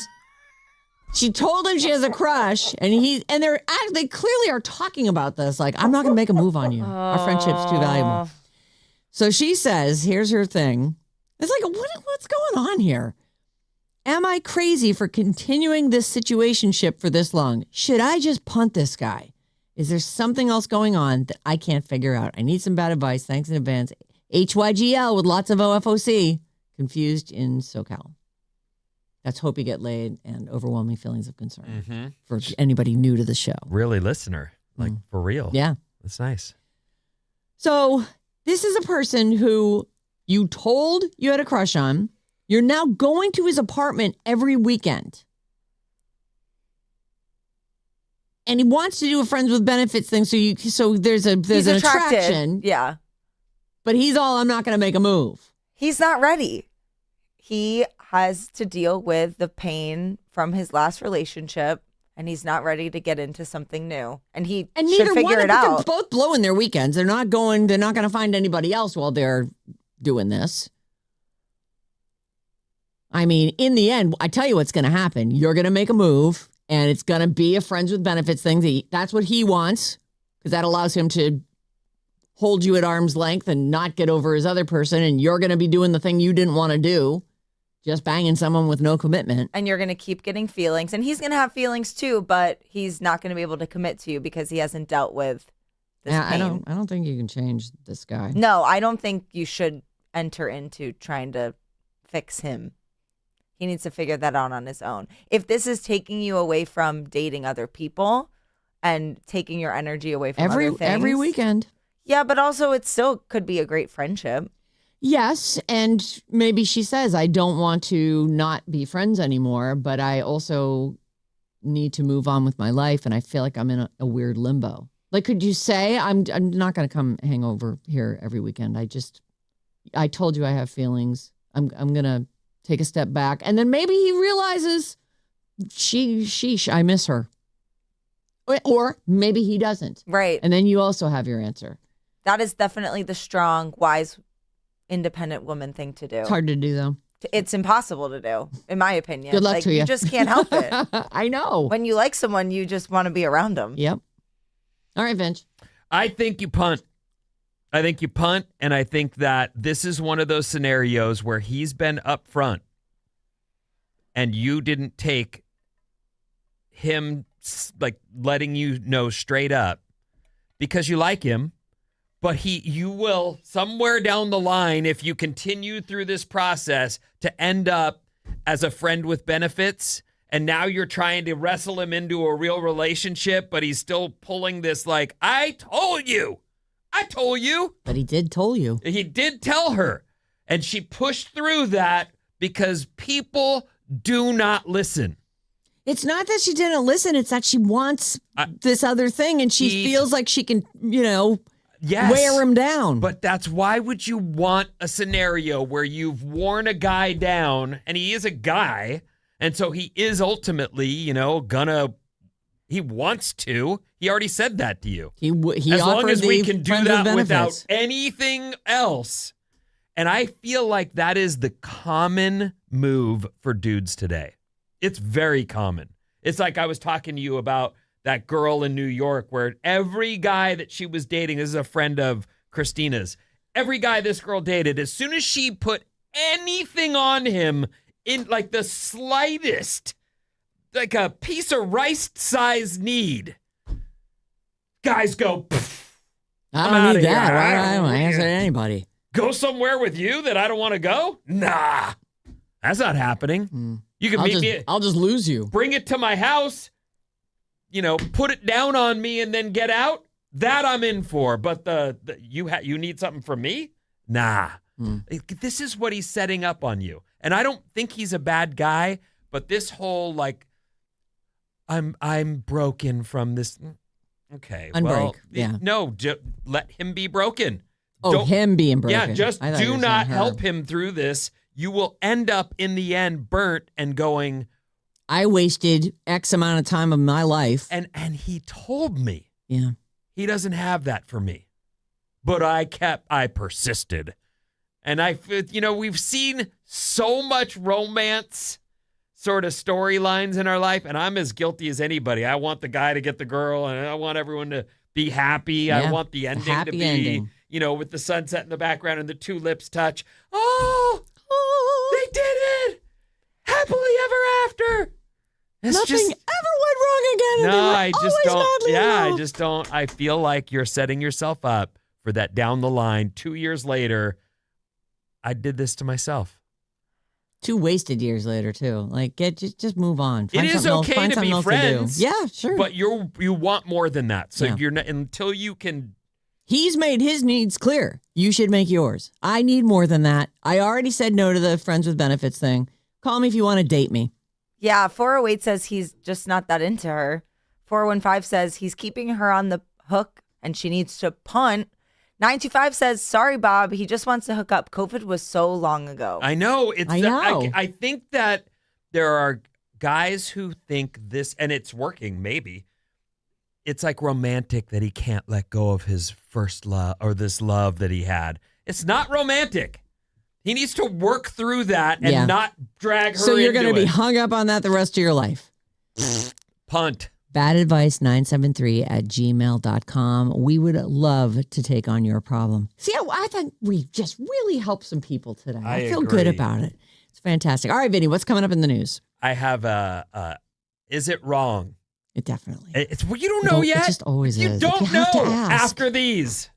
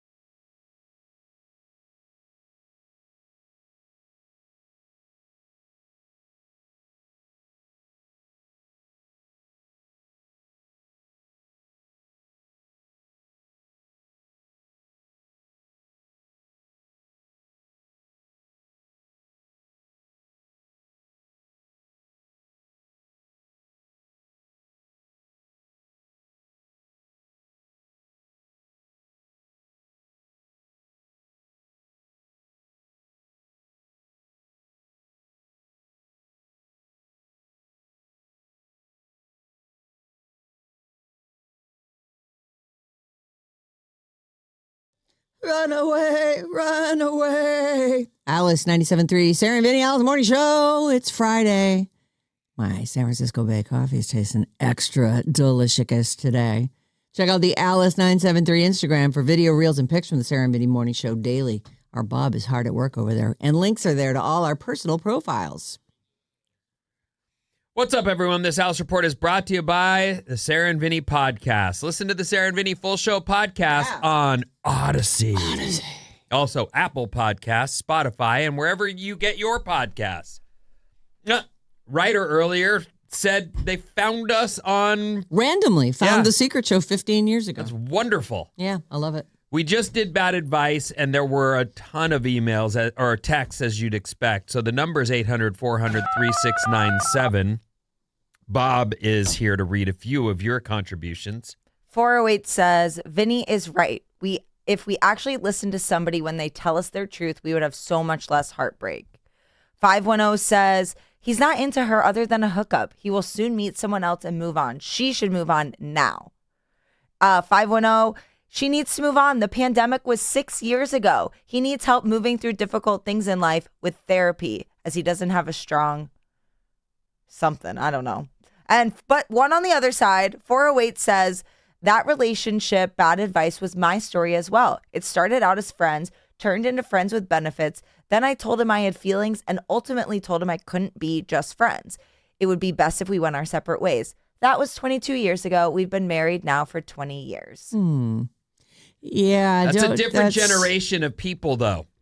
That's long enough ago that there's a totally different reality for young people or young single people today. Yeah. They're very quick to punt. Well, but every situation is fraught with its own stuff. You know, if somebody has gotten feelings, and you've said this before, like when you get intimate with someone, you've made a decision to do that, and you catch feelings. Well, and for me personally, I'm corny. I absolutely will like someone if we do it. I mean, unless something goes horribly wrong, I'm that guy. There's people I've met, women I've met who they're like, no. Because they know I won't be, well, that was fun. Want to hang out tomorrow? That's how I am. Yeah. And I'm saying that there are all kinds of people out there. So, I mean, I don't think we can make a sweeping generalization as to how this guy might ultimately react. I just think she needs to consider herself first. She's upset about this in a way that has made her reach out to a radio station. Like, I feel like... And I agree with the person who said he's not that into you. He's offered friends with benefits. He's going to find somebody else. You're going to really get hurt because you're holding out hope. The fact that she's going there every weekend to this guy's house means that she's going to get hurt in this. So I think be preemptive. That's what I think too. That's what we said. Protect yourself. Don't try to. This guy told you. Don't waste any more time with this guy. Told you. If you stop wasting time with him and then he realizes, I don't think I can live without you. I feel like maybe I do have more feelings. Let's explore. It's really a thing that happens probably in a lot of relationships where someone is who they are and you think it's charming or cute or you ignore it or you think I'll change that. And then down the road, it ultimately drives you crazy and you find yourself going, I've always been. That's always been the case. I've always told you exactly who I am, what I do, where I go, how I spend my time. And now you're mad that I play poker every Wednesday night with the boys? Right. I don't do that, but you know what I mean. Right. But whatever it is, whatever's now bothering you to the point where you really need to make a stand. If they told you about it. Yeah. And you accepted it. I'm not over this person. I'm not looking for anything with you, but I can offer friends with benefits. Take them at face value. If that's not good enough for you, get out of there. He would love some free sex. Who wouldn't? Yeah. I'd be fine with no free sex. Well, I'd be fine. But I mean, I really feel like sometimes we've said this before with bad advice too, because actually, even though we've just started recently doing it on the main air, for years we did this on The Secret Show. Mm-hmm. And so often the answer to your question is right in your email. Like you've presented the fact that this guy is just he's not the one for you. There's someone good out there for you and you deserve that. Agreed. Speaking of out there, the weather is epic It's today. beautiful So out nice. the window. It's incredible. As we broadcast from downtown San Francisco, Studio 9, the view is bright blue and sunny. So I hope you're seeing that already. And if you're not, that's what you will see today. A nice day. Is it wrong, Sarah? Probably. I will be curious to see what you think of this. This could be considered very good business practice. Smart in almost every way. Okay. Let's hear it. New Jersey Girl Scout troop has taken cookie sales to new heights as they have set up shop right outside a popular cannabis dispensary. Oh, that's not wrong. A South Jersey-based troop recently teamed up with Daylight Dispensary to sell their beloved cookies at the cannabis shop this cookie season to the people who are there to buy doobie weed. Yeah. And then they can double up and get some snacks on their way to Are their you car. kidding me? Am I like hallucinating this? Is that a box of Samoas? Okay. How much for that? How much are they now? I think. $7, I think. Oh, A box? Yeah. they were $4 for a long time, and I was thinking they can't be $4 anymore. I remember them being $4.50. Oh, But I paid $7. I this will. past I will weekend. gladly pay. Oh, you got some last weekend? Oh yeah. Oh, is it that season? I guess so. Yeah, it's on. That's Yeah. the story is not this is from today. You use cannabis, you get the munchies. Yeah. Daylight Dispensary owner Steve Cassidy says there's a connection between snacks and cannabis. And the fact that we don't have to pretend that doesn't exist anymore is really awesome. I wonder if they have like a whole snack counter in all these dispensaries. Like if there's bags of chips and M&Ms and stuff. Well, in ready some there. cases, haven't they turned beverages and food into doobie weed as Oh well? yeah, yes. So there's also the mixing of the two. Like this cookie will actually get you high.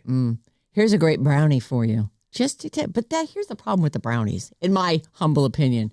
It's a brownie. I want to eat the whole thing. Yeah, right. The dosage The dosage. is sketchy. Yeah. Well, anyway, I don't necessarily that's think it's wrong. wrong, No. but you are putting.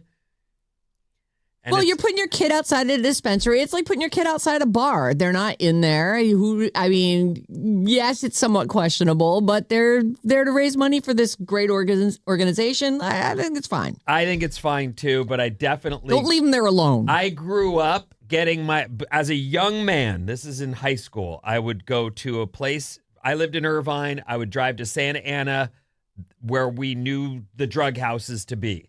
And I would go to a drug house and buy doobie weed from them. So it does, and while it's legal, that's a drug house. It's just funny as I'm looking at like the world that I grew up in, going Right. to Taking your life in your own It was hands so sketchy. Like I can't even to buy a bag of imagine oregano. a 16-year-old walking into a drug house today. These were places where guys hadn't showered for days. Why would we shower? Where they're What's the just, point? and there's no furniture, and they're just sitting It's like there. stained mattresses It's on so the floor. gross, That's all I can and picture. I like to think of my daughter like walking into one of. It's tough. So I have some baggage associated with drug houses, but of course it's not wrong. Sell your cookies But as don't many just as you drop can. your 9-year-old off No. in front of the dispensary. Like, that's the thing about when they set up in front of the Safeway or whatever, and the mom is looking at you like, come on, man. The kids. It's for the kids. Right. I feel a lot of pressure for that. I'm surprised John doesn't come home with more. Maybe eat some on the way home, and I just don't get any. I've certainly seen, and I know everyone has seen that person who just wants to be alone in their car outside the grocery store and eat their ice cream. I don't know if they're falling off their diet or this is their version of booze. Mm-hmm. Like the thing they need now is some Ben and Jerry's. And then you just see them going in the car. And you go, oh, they're having a hard day. Yeah. Or they're I've been that sneaky, or girl. they're blowing their diet. Sure. One or the One or other. the other. Oh, that's their lunch. I'm having ice cream for lunch. What? Don't judge me. Having one of those kind of days. United is going to be doing something. United Airlines, sorry, I should say. They've updated their policy to give themselves the right to refuse service to passengers who listen to audio or watch videos without headphones. Oh.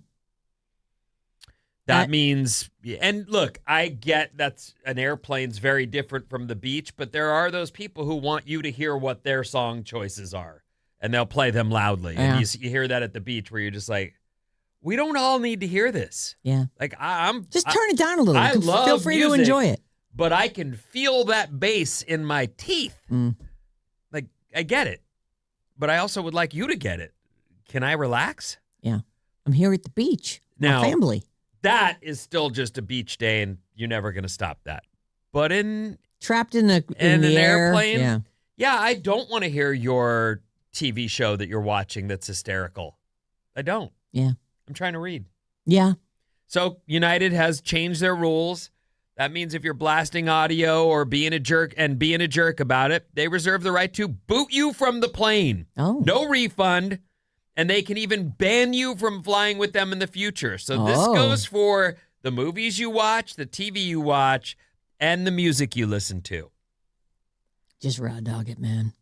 Well, Put it all put your away. headphones on. Well, yes. I mean, that would be the obvious answer. That's all they're asking of you. Yeah, no, in an enclosed space like that, you have major issues if you're playing your stuff out loud. Yeah. Get a Even grip. just talking on we take the airporter from the airport all the time, and there you are, and you going to or you're coming from it, and someone is just 4 or 5 seats behind you talking at just more than full volume on the phone about their trip, and oh my, I can't wait to tell y'all. It's like, why don't you just tell them now? You're disturbing everyone. You know what? That doesn't really bother me. Really? No. It totally bothers. I'm like, oh Bothers my me God, too. you're grating me. I'm on a bus. Just be quiet. The out loud conversation bothers me too. Like, no. Yeah. Stop it. You're headed their way. Yeah, I'll be there as soon as the bus gets there. I'll go, okay, I'll see you at the bus stop pickup. What car are you bringing? I don't know. You get to see a little glimpse into someone's life. And I got my AirPods anyway, so I can't even really hear them. Okay. Yeah, I guess I need That's fair. But you know what thing I really don't mind, and in fact I like? When somebody's playing their music out loud. Not super loud, but I'm on a walk and then someone passes me and they're playing their own music out loud and I just get a little glimpse into their vibe. I All like right. that. Yeah, I guess as long as they're not, sitting next to you on a plane while you're trying to sleep. Right. That's psychotic. This next story, I'm going to tell you how I had to work to the point where I have the whole picture. A restaurant in California is getting backlash for a logo they created with the help of AI. Okay. The backlash was to the point where they had to change the logo they'd chosen and now have gone with simple typewritten words in order to please the people who gave them crap for their logo. So I went, all right, I got to dig into this. Yeah, a little I want to farther. know what is this? What's the name? What's What the is going logo? on What is here? happening? Why is this such a problem? So it turns out this is in Santa Cruz. Okay. Up until last week, a colorful logo of an otter on a surfboard welcomed customers to the Salty Otter, a restaurant and sports bar that opened in downtown Santa Cruz last spring. I've never been. Okay, but this is where I live. I see that. There it is. Here's the logo. We've Let me got give you that. otters. We've got surfers. We're in Santa Cruz. All right, the Salty If you've Otter. seen any AI art, or even if you've played around with Google that will give you different pictures for backgrounds, it does have that like mystery. Yeah, it's got like an element of fantasia. Like a ethereal or some kind. Yeah, it's fantastical. Yeah. Kind of Okay. mist. But it's clearly an otter on a surfboard. With a wave in the background and the sunshine. The sun is setting. There's some sparkles coming off of him, like flecks of the ocean. And people gave them enough crap. What is their beef? I guess it's the use of AI. Oh. They were calling them out on you made ChatGPT give you that. Mm-hmm. Or not hiring a local artist. Oh. Like, why would you? Well, so weird. There are people in business this is the logo we chose. to make signs for you. Yeah. This person says, lifelong dream has been crushed by a group of locals. I've received 1-star reviews from people saying they want, I don't understand that reference, but they say, and they should have paid a local artist to do the logo instead of that crappy AI logo. The Salty Otter, which opened, looks like last year, had to change their logo, and now here's their new logo. It's just the words, It's the Salty typewritten. Otter Sports Grill, Santa Cruz, California. Now, I understand the idea that you would like to see local artists get paid and that but to attack, opening a restaurant's hard enough. It's a huge risk for the person who's doing that. It is hard enough. And then in this case, What do they say? Like 9 out of 10 restaurants fail or some crazy huge stat. well, and I think even the ones that make it, you're just working to stay in business. Yeah. You do make some profit or whatever, but Let's hope, you're right? not becoming. Yeah, no one's getting rich off the restaurant business. Or maybe you are. I don't know. Hell's Kitchen. What's that guy's name? The He use seems of rich. Gordon Ramsay. The use of AI is a big sensitive subject right now, and so I just thought this was an interesting experience from these people where they open a business, create a logo. I would never pay attention to somebody's sign. I might go, oh, cute sign, or oh, I wonder if that's an AI. I mean, I guess these days I might say, I wonder if that's an AI thing. But I would never occur to me to get on them for it. Would you? No, but I don't write. There are things I like. There are things I love. I've never written any of them, though. And that doesn't mean I don't want you to write us or whatever. Right. It just means Oh, you're saying I either like you and use you and appreciate vote you. with my and, dollar? Yeah, and vote with or I don't. I would never say, what you just said sucks and I'm changing my station right now. I would never say, the logo you chose for your restaurant is going to make me leave you for Is good. putting an artist out of work. Right. You wouldn't say it. You just, if that's how you feel about it, then just don't go there. You don't leave a 1-star review. I don't know. We're just so quick to forget that there are human beings involved. And they're as life we tank, savings. yeah, as we tank their businesses.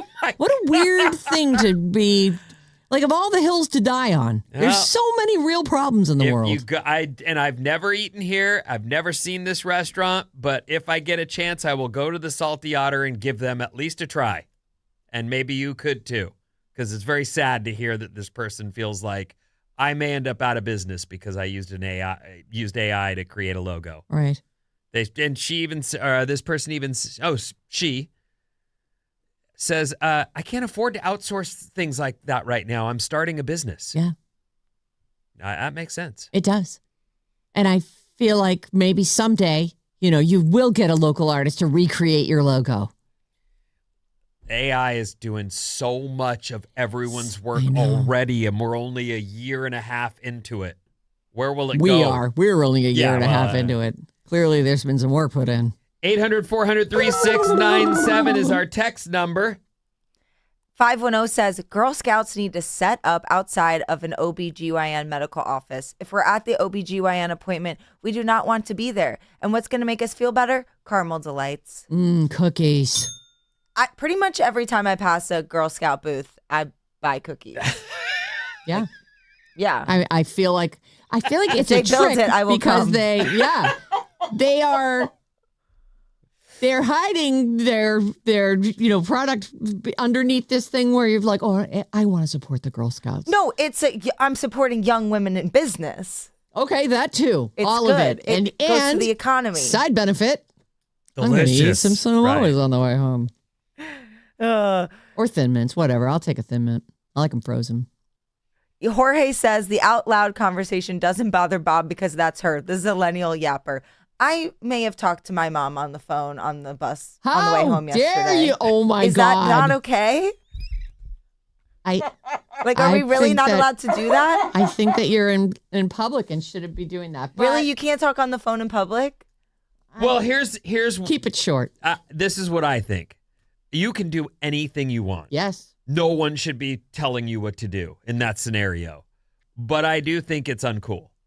Like, we shouldn't all have to hear it. And if we have to hear it, well, put it on speaker so we can hear her side of it too then. Yeah. And Okay. talk dirty. What? I don't know. Well, what about Be this? hilarious. 925 says, I had a cute moment on BART when someone was playing music out loud and I got up and started ballroom dancing. That is some beautiful whimsy. Okay, that's cute. Yes, you're right. Sure. Once in a while, there's something cute. 1 out of 10,000. Right.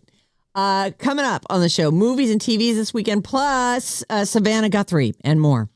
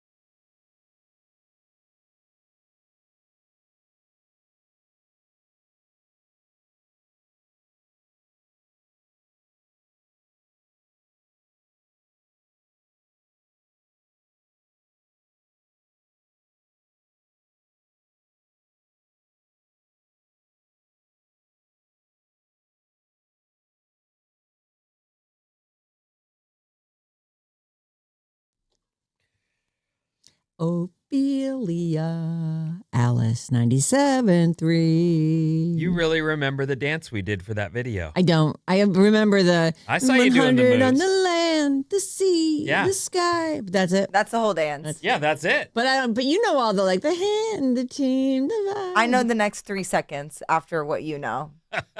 Still good. I didn't know what to do. It's perfect TikTok choreo. The fact that we still remember it all these months later. Yeah. Well, it's the only dance I've learned in a really long time. So. Well, you got it. I watched you do it and went, whoa, she remembers. Well, we can do another one soon No, if you no, want. that's okay. Just We're all right. fine. I mean, Okay, next week we'll do one. Sounds good, guys. fine. Push it to next week. Anyway, it's Alice 97.3, Sarah and Vinnie, Alice's morning show. Thank you for joining us. Happy Friday to you. Hopefully you're fully caffeinated like we are by San Francisco Bay Coffee. Check them out. Support the sponsors that support the show. It's meaningful. It's like it's a happy, healthy equation. Don't forget, in about an hour, we've got that Alice ticket trio. Tickets for Charlie Puth, Louis Capaldi, and Demi Lovato. And it's all different shows, all different nights, but all 3 sets of tickets. That's at 9:05, and then Mason has you at 12:05. It's Jane with more tickets at 5:05. You can call us or text us anytime, 800-400-3697. Our email address is sarahandvinnyradio@gmail.com. And thank you so much to our listeners who wrote in this week. I don't get rid of your emails, so if I didn't get to your problem today, there's a good chance we'll get to that at some point. But or if you heard us do bad advice and you're thinking, I've got one they could help me with, because, you were very impressed with our insight. Oh, yes. I mean, wow. Those two. Just did a I thought they were Superman. just- We're super advisors. Super bad advice. So, yeah, write us. We'd love to have you. badadvice973@gmail.com. And email us and tell us how much you want us to do more TikTok dances. Or not. Yeah, please don't do that. We're not interested in that. I'll print them out and I'll hang them up to remind Sarah and Vinny for inspiration, actually. Okay, go ahead and do that. Sounds like those would be easy to rip down. Here are some movies out this weekend. Hoppers. Oh, by the way, I'm going to tell you a bunch of shows right now, and I put trailers for everything that was available up at the Sarah and Vinnie Facebook page. I always do that. I'm always throwing stories up there just in case. You hear us talk about it on the show, check the Facebook page. Oh, we already got a YouTube comment. More TikToks, please. What area code is that? It's YouTube, so it's a... Oh, it's on YouTube. It's just some All right, user. got ya. What's the user? Is it our number one commenter? Did you see that? It's a reasonable person. On the live feed, so we're live on YouTube every morning now. Uh-huh. YouTube.com who cares? You'll find it. You'll Just find search for it. Alice 973. So in the comment section, your name is there if you're commenting and your comment. And if you comment enough, you're that day's number 1, number 2, or number 3 commenter. Like it shows the ranking. So they're encouraging It's like contributions. Okay, well. I just thought that was really interesting. That it's not just a run of, it's the people person in who comments tech the most. Have figured out how to keep us engaged. This will be addictive. Well, and it is. But half the time I don't even notice I'm looking at something until Matt goes, "Put your phone down." Oh. Yep. He does that every meeting. Oh, yeah. He's Because always calling you out. once we're done here, I feel like we're done. Like, and I start to check in with my life outside of here and things, and I that's what I go to. Pick that up. Look at that. But I'm wrong. I admit I shouldn't be doing that. Go on. I was just going to say, I heard something once that chilled me to my core, that drug dealers and social media companies are the only ones who call their customers users. Wow. Shame. We're not clients. We're Customers. We're not right. We're not consumers. We're users. That is very bone chilling. In the movie theaters this weekend. If you got kids, you're probably going to see Hoppers. Yes, Vinny, your hand is up. I will probably see that this weekend. It's rated PG. It's the latest Pixar movie. They say here it's sort of like Avatar in the animal kingdom. After a college student transfers her consciousness into the body of a robotic beaver, she can suddenly understand the language of all the other animals and accidentally inspires them to rebel against all the humans. Okay. There was a 2014 Disney Channel sitcom called I Didn't Do It. Are you familiar with that? No. Well, That was past my time. I was in college. oh, right. You would have been like 19. Piper Curda is the girl's name. She is she's the college kid who transfers. And she has an album coming out? No, she is if you're a Disney kid who was a Disney kid in 2014, she was on the Disney Channel sitcom I Didn't Do It. Oh, okay. Yeah. And then there are other big names. John Hamm's in it. Bobby Moynihan. Kathy Are Najimy. in Hoppers. Yeah, yes, there's Okay. voices in Hoppers. Sorry, I didn't Dave understand Franco's what you were in it. saying. Sorry. Got you. Also out this weekend, and I'm seeing promotion for this everywhere, something called The Bride, ! Mm-hmm. So this is another Frankenstein movie. It's directed by Maggie Gyllenhaal. It's set in 1930s Chicago, and it's kind of an updated reimagining on The Bride of Frankenstein. It's. I watched the trailer this morning, and it looks great to me. Like I thought, and even though Christian Bale, I would not say he's green, but he's definitely closer to our Frankenstein in that there's a scar across his forehead. He clearly seems to be. It looks great, actually. Well, I really thought it looked good. So his name is Frank, and he asks Annette Bening to create a companion for him after wandering the world alone for too many years. So Jessie Buckley is a name that you should get to know because people are starting to rave about her, and she's being interviewed all over the place for this movie, too. She's playing she gets murdered. And I'm not giving you anything that isn't in the trailer. She gets murdered, and then, just at the time when he's asking for a companion, and they bring her back to life. Most of the movie actually explores the relationship between Frank and the new bride, unlike the original, where she came to life in the last 10 minutes. I looked this up yesterday, and I just wanted to mention this as we just did Frankenstein, the most recent Frankenstein redo or telling. Yeah. There are well over 60 film adaptations of Frankenstein's monster, with over 450 known feature films, shorts, and TV series incorporating the character. Wow. A 19-year-old thought him up in the late 1800s, right? Early 1800s. Oh, yeah? Mary Shelley? The first film was 1931. That's early days of film. Mm-hmm. So there's another one today. It's rated R. The trailer's up at the Sarah Vinnie Facebook page. It's called The Bride. On television, a couple of streamers are up there.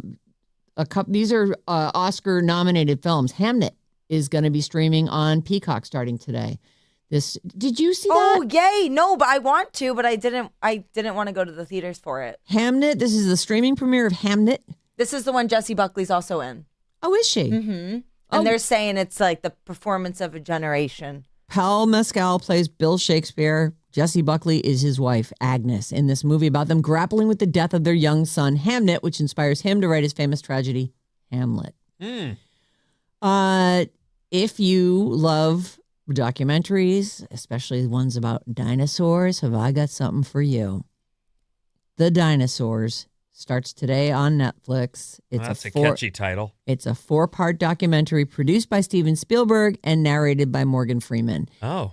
It does trailer makes it look very interesting. It's sort of like all the gathered knowledge about dinosaurs that we have to this point. And here's what they would look like and yada, yada. So do they have feathers?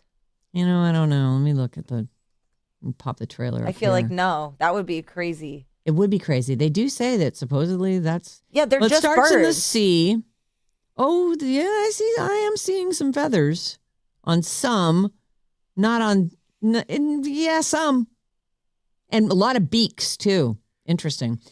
So, if you're interested, sounds like you are. You want to see if there's feathers or not. The Dinosaurs, a 4-part documentary narrated by the guy who should be narrating all the documentaries, Morgan Freeman. Saturday on Netflix, the streaming premiere of Nuremberg, which I think you said you watched. It's really good. Really good. And I said at the time, and I will say again, like, you'd think there'd be no more need for more World War II movies and stories. And then I watched it and loved it. It's very well done. So streaming premiere of Nuremberg on Saturday on Netflix. Also on Saturday at night, 11:30 p.m. on NBC. And actually, I think they air it early too. I think we can get it on the West Coast at 8:30. Ryan Gosling is your host for Saturday Night Live, and Gorillaz is the musical guest. Well, Ryan's got a very big movie coming out. He certainly does. He's promoting Project Hail Mary, which opens next Friday. Yeah, the 20th. When can you talk about it? Did you get that information? I don't think I can talk about it until it opens, according to the email. Seems weird.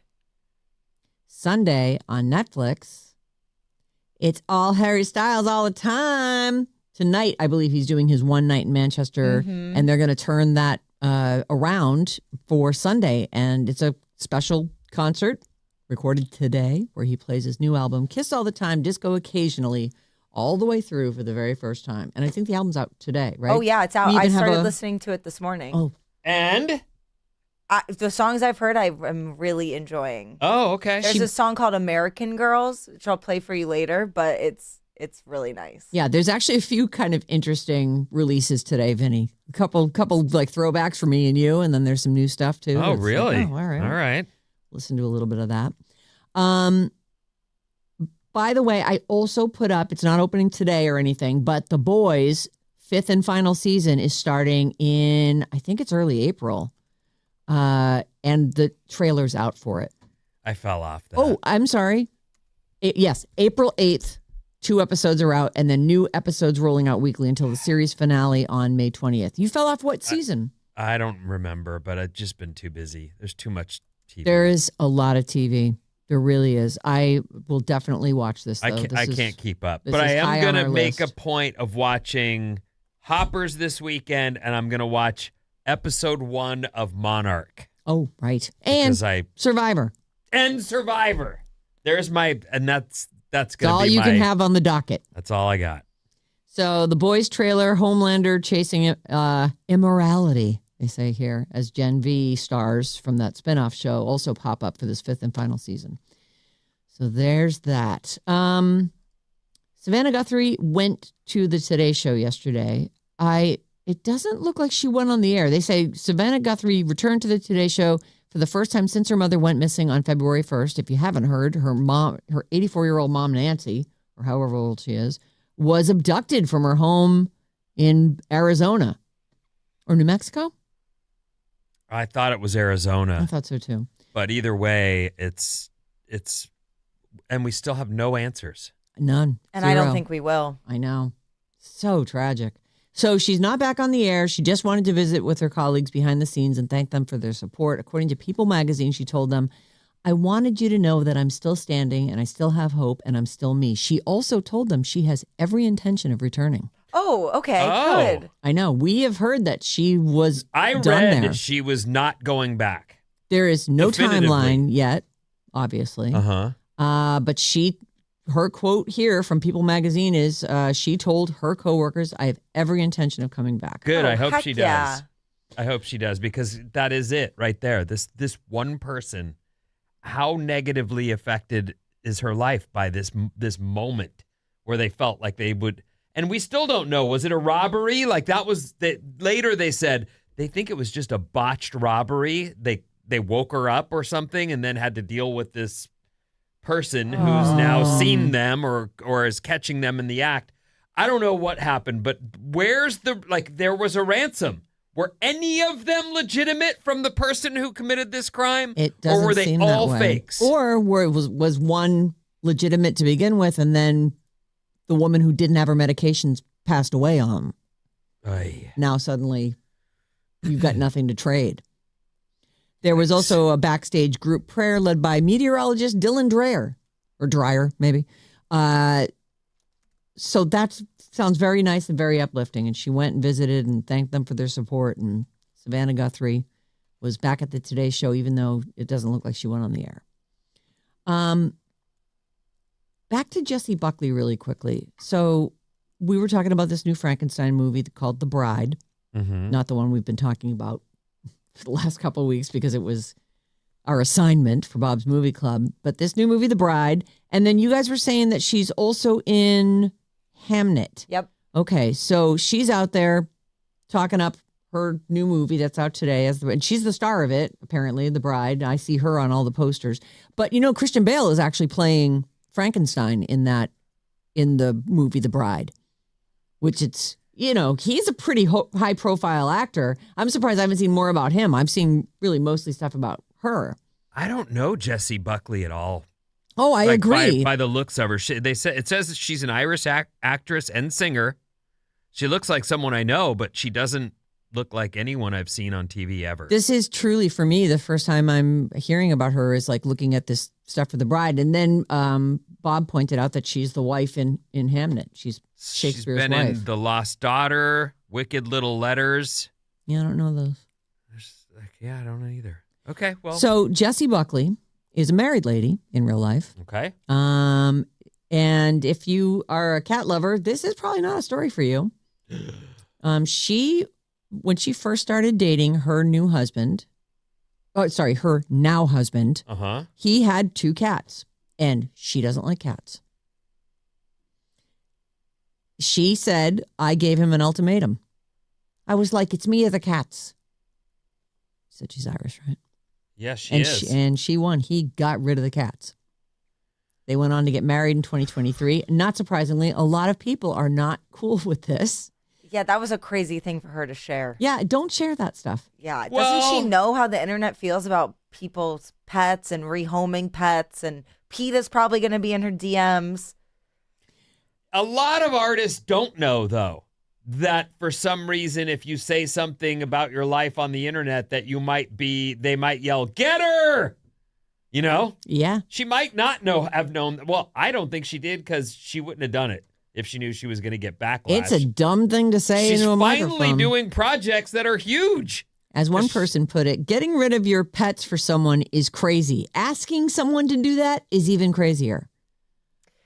She should come out and say that she's allergic. That's the only way she can make it through this. I know, right? I am allergic to cats, and I'll tell you this if you want to try it. Christina had a cat when we started dating, and ultimately I was using chewable kids Claritin daily, and I did it for a couple months, and then I started taking it out of my diet, and I guess I was able to get used to whatever that dander was. So good for you. This one cat I didn't itch. When he'd walk over and jump on me, it was fine. I wouldn't be like, oh no. Prolonged exposure probably still would, cause a reaction, but it's, It worked fine, you though. can take it I was down, able to make it work. It never once occurred to me it's me or the cat. I wouldn't have said that. I would have just left. I made someone get rid of a pet one time. But that's a crazy thing to say into a microphone. Why are you admitting that? Because that pet needed to have a better situation. When I moved in with my cousin, Jim Jones, not the cult leader, he lived in Ventura, and John and I moved in with him, and this was like 92, this probably. When you worked at KLOS? Yes. Ding ding, no shame. He had this dog named Maya Chuck, and it was some kind of like big. It was like a husky style dog, but bigger than that. Like, I don't know what kind of dog it was, but it was a purebred of this particular breed. And I'm like, oh my God, what is in your garage? And he's like, oh, that's my dog. And I go in there's this dog that's kind of chained in there and behind this. And the sweetest dog, he goes, he's just so hyper. I take him to these training classes. That dog had so much energy, was so huge. And I'm like, all right, well, let's bring it in the house and let's see if we can get it to let it get its willies out and let's see if we can calm it down. And we tried. And that dog was not meant for this little house and this place where he had to keep it because he couldn't leave it in the house when he went to work. So it was like chained up in the garage. Awful. So you did the right thing. I feel like I did. Mm-hmm. I felt like that is no life for this big, sweet dog. So we actually found, whatever the breed was, we found a person who... They have rescues for every breed. And it was not even far away. And I was like, if you want to go visit it, go ahead. But he was resistant to getting rid of it. Well, as he But should be. But I talked him into it. That's a clearly a point, and I don't know. Maybe he rescued it, or maybe he had this brand of dog in mind all He did, along. yep. I just wanted this without really understanding what that And that breeds. dog, maybe they aren't all hyper, but this dog was out of control energy. It was unbelievable. Just couldn't stop. Yeah, that's terrible. And big. Not like a little dog that you can just let her run around. You know what's funny is, so I always have I like kind of the little terrier type dogs because they're just small. Manageable. Except that they're not all manageable. And one that I looked at is called a Jack Russell Terrier. Oh. And they're so cute and they're perfectly sized, but they are sprung coke addicts. And so I never got one. I got a lab because I was like, I can't have anything that's that hyper and that sprung. And they need so much my exercise. neighbors just got one, and they were like, we've had one before. It's fine. And now they are like, we didn't have this much hyperactivity in our lives ever. And so they're in the middle of trying to manage it, but it's hard. And even a 20-pound dog, when they're that hyper, can be a problem. Agreed. They're just, and honestly, if you've made the mistake of getting a dog that is not, to me, it was abusive. It's not a good fit. And I really did feel like this has to change. Like, you got to give this dog up and find a good location for a good situation. And I really do feel like if a dog has to be chained in the backyard for its whole life, like, that's no life. Once again, you know what you should do. Saved a life. Yeah. See? All right. We're out of time. What's coming up? Oh, fudge. The first Olympic medal and more after these.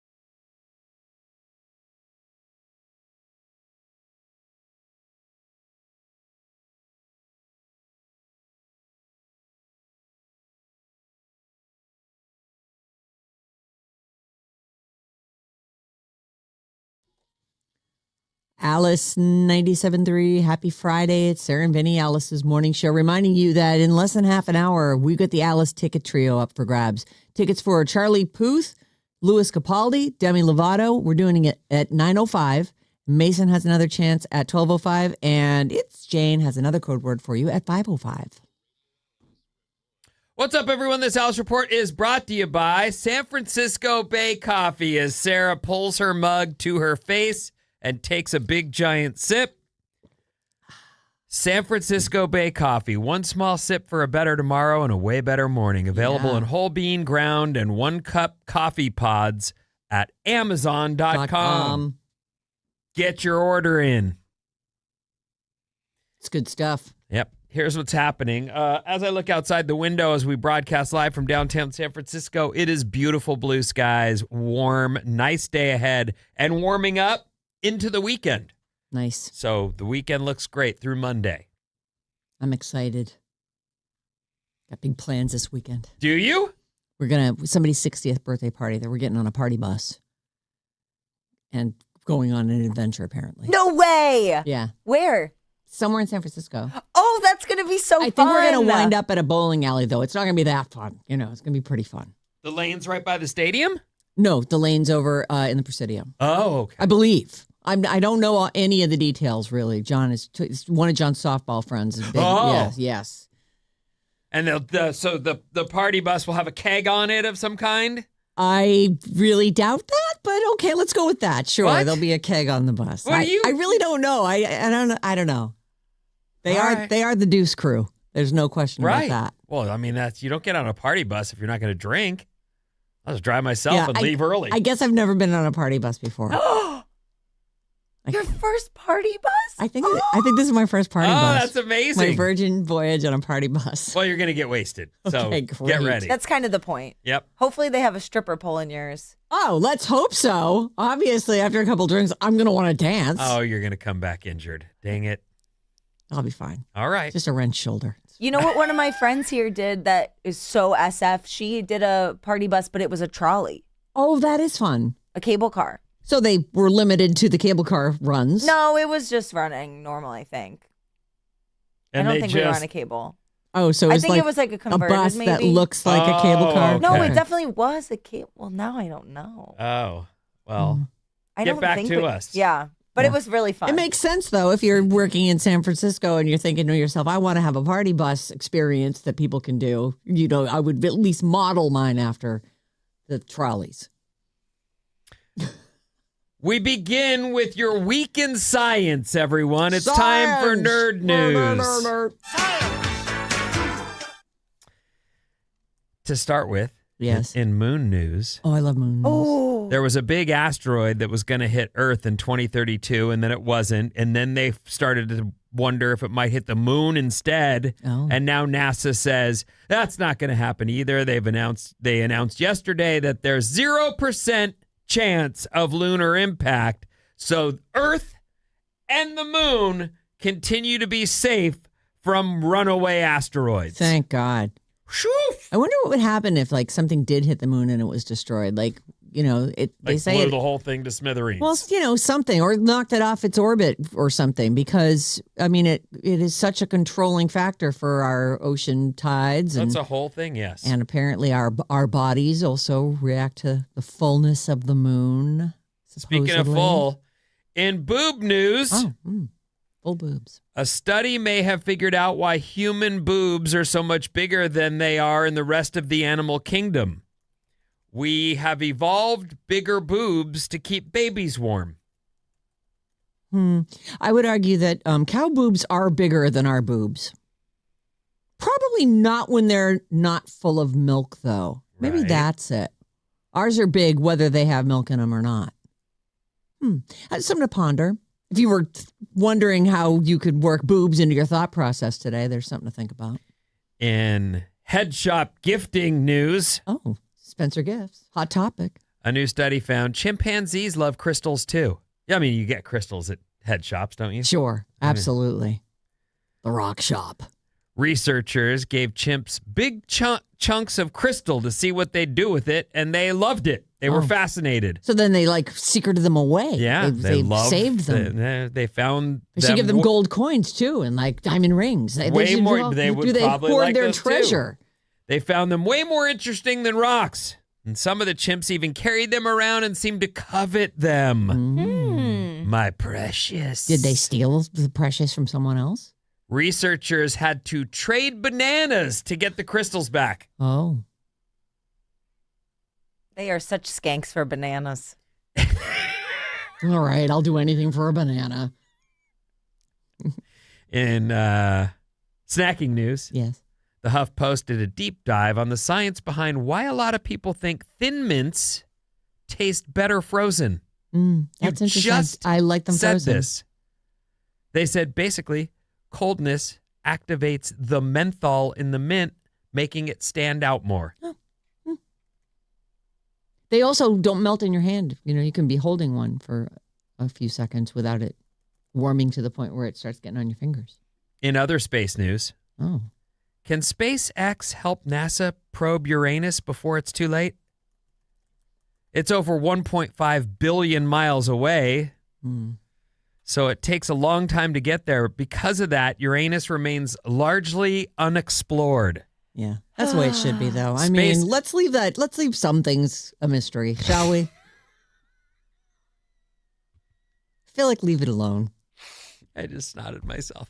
SpaceX is working on a way to refuel ships after they're in space, which could help NASA make it to Uranus a lot faster. Yeah. They might even be able to do multiple probes. Oh, great. Because of our Send orbit. them in batches. Because of our orbits, the next good launch window is in the early 2030s. If we miss it, we might have to wait another decade before we find out what's going on in Uranus. Yeah. Again, it's okay if you miss the window. I feel like there are really only certain times. I love when I look into the other room and she's just shaking her head. Yeah. Like, oh, I mean, what do they hope to discover on Uranus? I guess. I heard it sat on something by accident. Oh, goodness. I guess we should go try to help it. Send a team of scientists into Uranus to make sure that everything's okay. A medal for the first modern Olympics dramatically exceeded the estimate at auction. Oh. Weirdly, for a second there, I thought, well, now that's something that might be of use. All these auctions where people spend ridiculous amounts of money on stuff that really doesn't have a use. Right. I got Michael Jackson's glove. Great, dude. It doesn't fit you, and for the price you paid, you wouldn't wear it anywhere. You wouldn't want to touch it, right? Right. So I assume that the early medals were actually made of the metal that they are. I don't know about that. They say here that a medal awarded at the first modern Olympic Games smashed auction estimates, selling for about 4 times its expected price at a Danish auction house. The silver medal from the 1896 Athens Olympics was hammered down at $170,000, almost $180,000. Wow. What was? Do you they know who won it? Originally thought it would be about $31,000, and it went for way more. It's a neat little thing, but unless you put that on display somewhere, it has Zeus right there on the.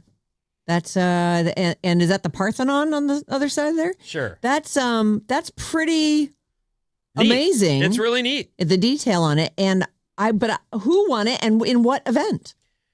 The Olympic medal represents a unicorn among international collectors, a rare fusion of Olympic and cultural history. This is a piece of memorabilia, such extra blah blah blah. Sorry, I don't have. What a bummer! So nobody could. They have the medal, but they didn't keep track of who won it and why. It is the Acropolis and the Parthenon. Acropolis. Oh, it is the Parthenon. Okay. Yep. But I don't have the info that we would want. Zeus is the Greek god, right? Mm-hmm. Jupiter is the same god, but in Roman mythology? I don't know. Yeah, what are you doing? I'm just thinking out loud. I don't know why I do it. Keep it to yourself, Sarah. How about a fast fact? You know I love fast facts, Vinny. You do not have to ask me twice. Lay it on me. According to the New York Times, the video game industry was one of the first sectors to use AI programming in the 1980s. Oh. With the 4 ghosts who chase Pac-Man responding differently based on the player's real-time movements. Wow. I'm very surprised to hear that. That's actually a sort of a genius way to use it because you'd be able to defeat the game so much easier if you knew the tracks that they were going to take. I never once thought about it, but of course that's what's happening. Wow.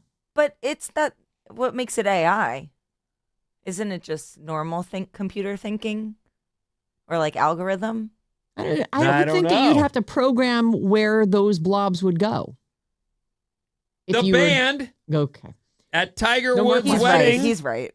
to Elin Nordegren in 2004 was who did Tiger? Hootie and the Blowfish. It was Hootie and the Blowfish. I've heard that. I must have. That has I been don't know around. why I have heard that, but I heard it. Yep. Which, that's a guy who had the money to buy whoever he wanted at his wedding. Yeah. Well, that was a big album. When was that? Like the late 90s? They had that album. For me, it was like there was this one album, and we played a bunch of songs off of it. Cracked Rearview Mirror, I think it's called. But I thought that was the Jacob Dylan one. What? Oh no, I think you're right. I think his was like I'm thinking of One Headlight. Yeah, I love the Wallflowers, that album. Yeah. I can't think of the name, but Cracked Rearview.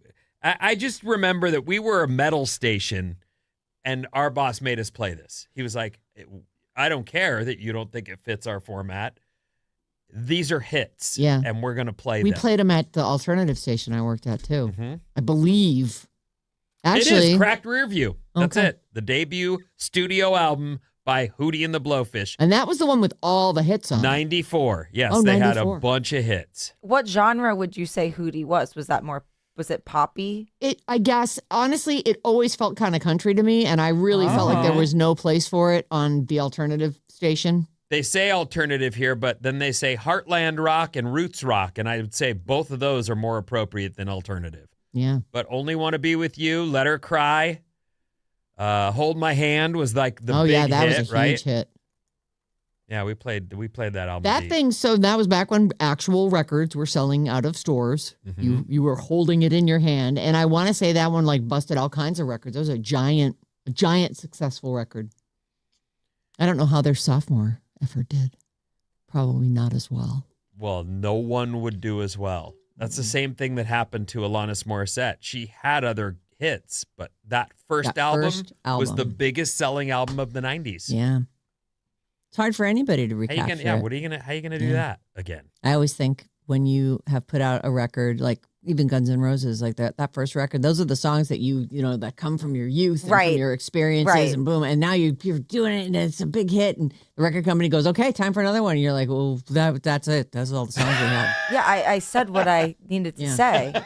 That's what I've been I thinking don't- about for 20 I don't years. have any more songs. Now I got to go live my life. I think Yeah. the only person who's like kind of automatically pulls it off is Taylor.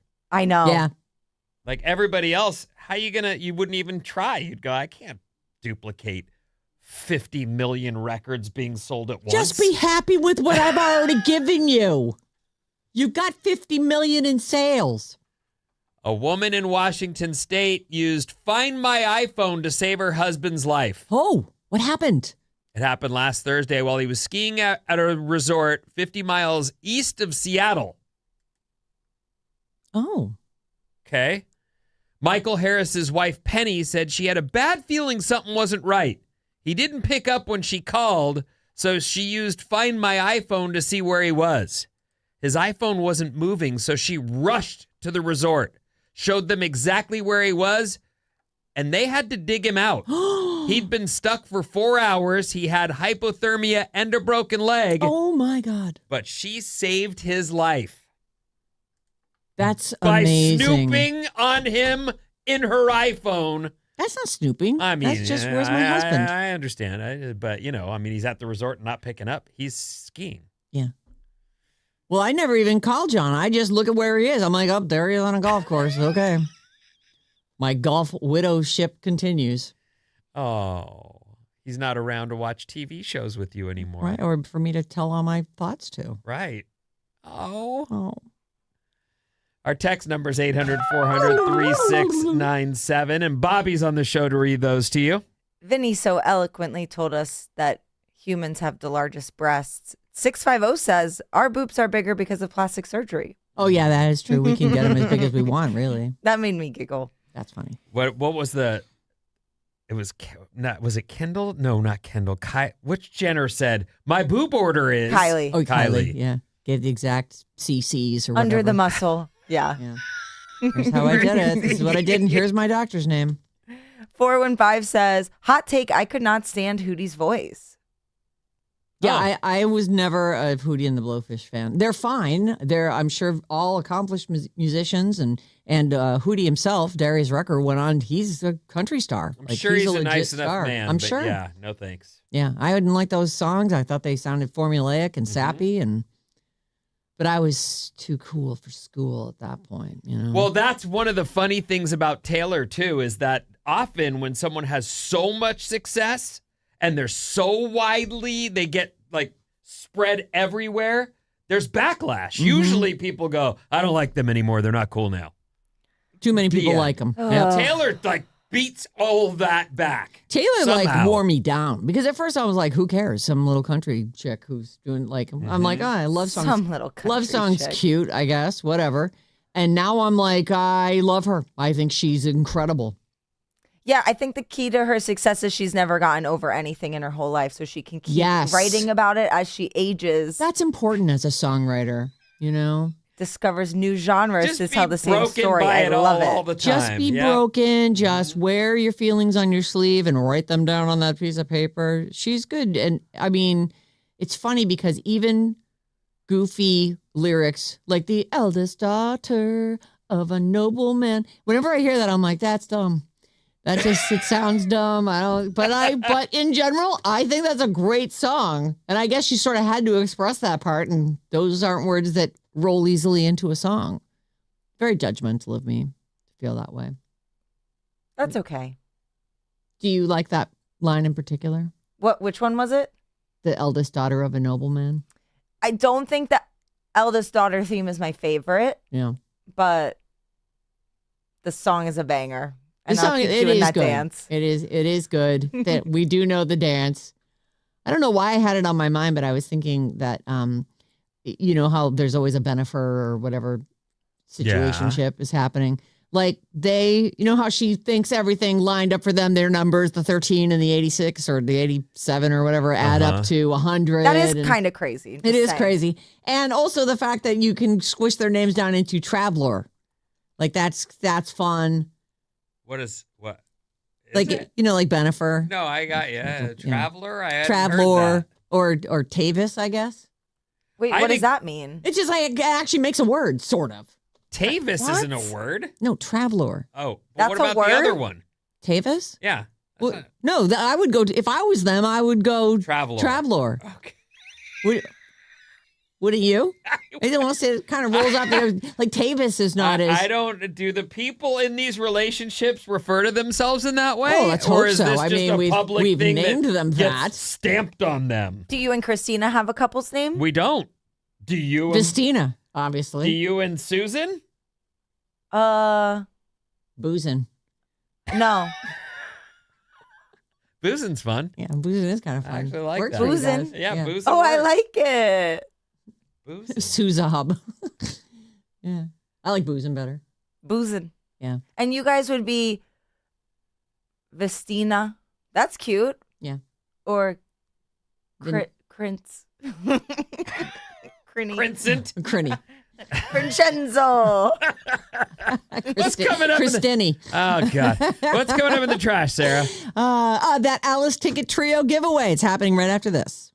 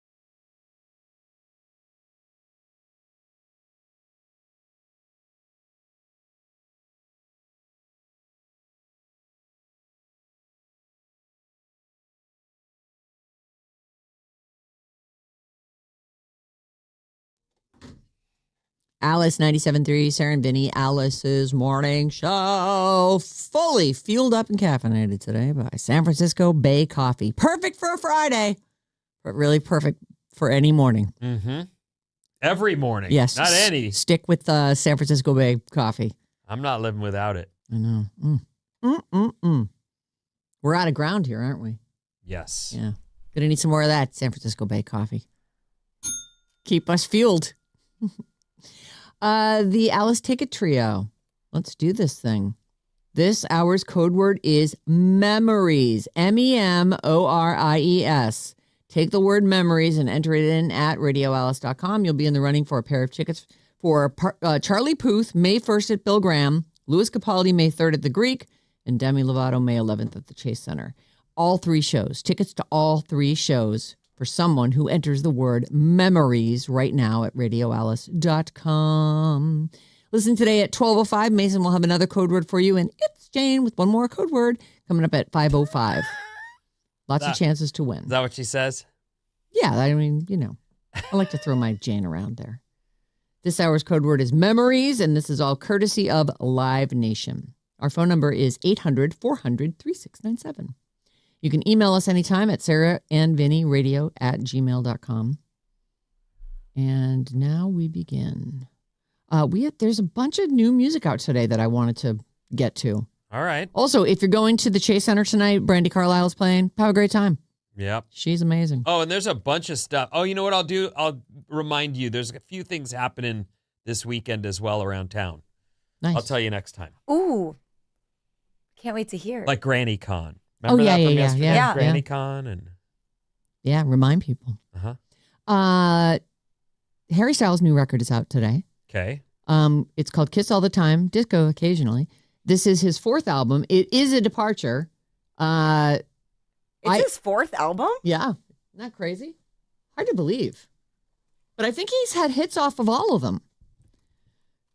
So this new record, though, it's like a different vibe. It's kind of dancey. Even the Aperture, or Aperture, whatever it's called, the first song that he put out, I was like, it's not hooky enough for me. I like a little pop hook. Just now I was sitting in Bob's studio and she was listening to the clip she's going to play for us now. And I think it's better. It actually has a little hook, but it is kind of that dreamy, sanded edges. It's, so here we go. This is what the new Harry Styles sounds like. Crank it up.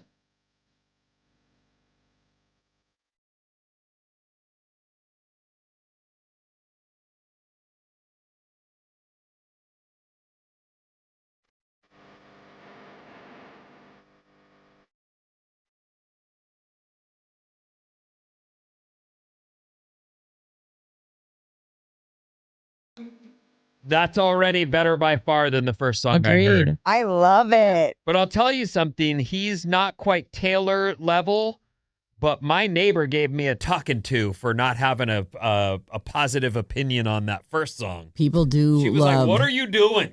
some Harry Styles. I didn't like it. Yeah. What? The first song really grew on me. I find myself, defaulting to it when I go into my music. All and I want right. to put something on. So you were listening to the whole record when you walked in this morning? Yeah, I haven't heard the whole thing yet, Okay. but the headphones will be going in as soon as we're done here to finish Nice. it. But I'm really liking what I'm hearing so far. So that is out today. Kiss All the Time, Disco Occasionally, new Harry Styles. And if you're all about Harry Styles and you're not going to be in Manchester, England this evening when he does his one night only, you will be able to watch it on Sunday on Netflix.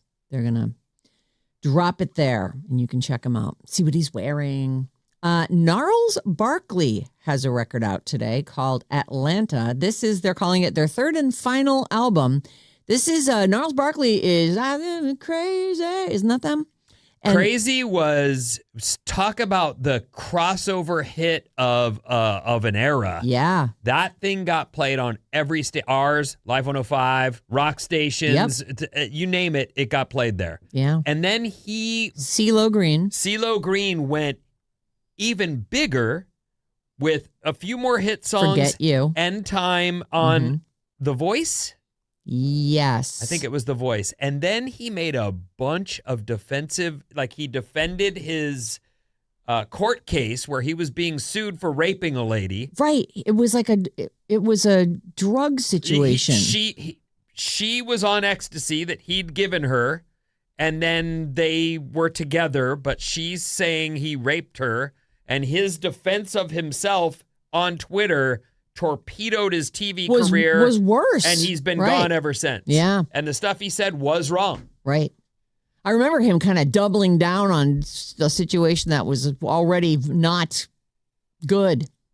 So anyway, I guess he's back. At least for now. Atlanta is the name of this record, and here is this is called "Turn Your Heart Back On."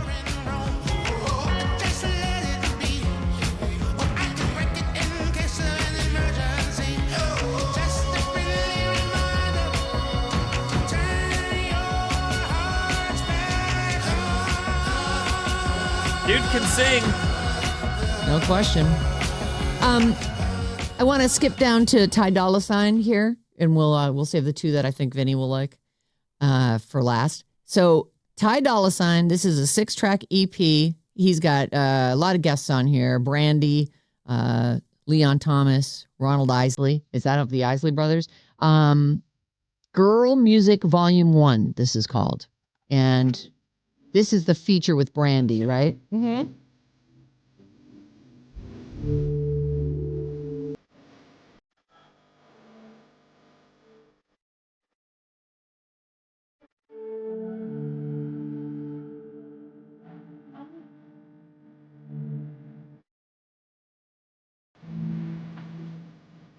All right. Next up is Morrissey. His 14th album is out today. It's called Makeup is a Lie. And I think that's the song we're going to hear too, yeah? Yeah, this one's a little bit It's weird. very Morrissey. Oh, that ain't it. Oh. I'm sorry. I know I got you out of order there. No worries. All right.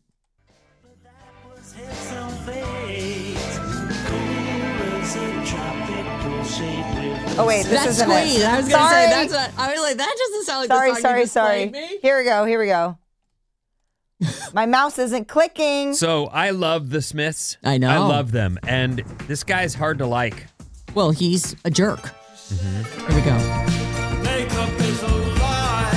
Oh, makeup is a lie. Oh, makeup is a lie. Oh, makeup is He's got a sound and he's sticking with it.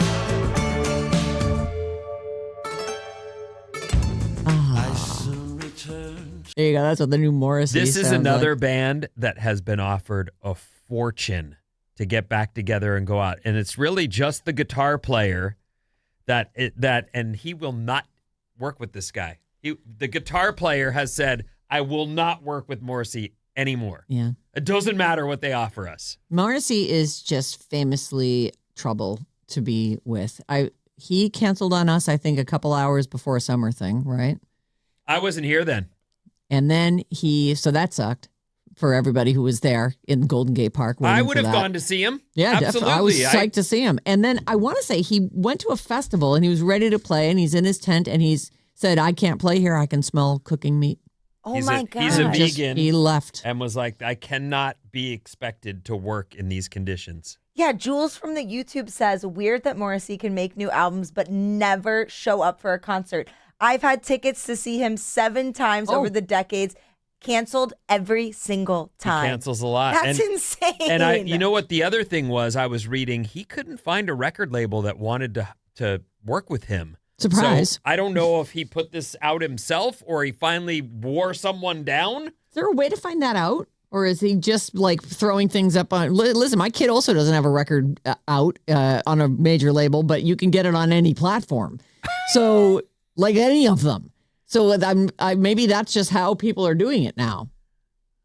Like, I'm just going to put it out. Doesn't need to have any label backing. Says it's through Sire/Warner Records. Oh, okay. So that's a legit. He major got somebody label. to get on board.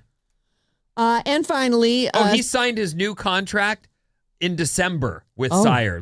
So he must have had the record ready to he go. had He it said, ready. here's He what I've signed got. his new contract with Sire in December of 2025, making a return to the label that originally signed the Smiths in North America. There you go. Promise I'll be on my best I'll be behavior. good. I'll be good. Makeup is a lie. Makeup is a lie. Squeeze has a record out. There were a couple Squeeze albums there that I really loved in the, 80s, 70s, 80s. Also love Squeeze. I mean, So there's many good songs.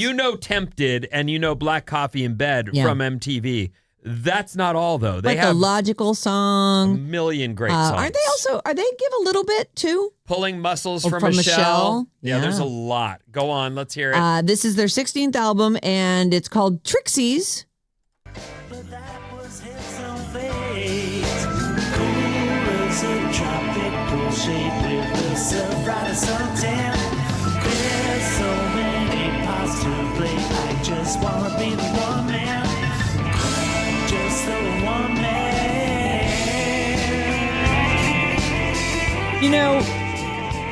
That's fine. What I always liked about Squeeze was they were tight and the production was tight, and that felt a little messy for Squeeze to me. Trying to Find a list of their Take tunes. Me, I'm Yours. Tempted, of course, was a huge one. I think Paul Another Nail in Carrickson- My Heart. Oh, Goodbye Girl.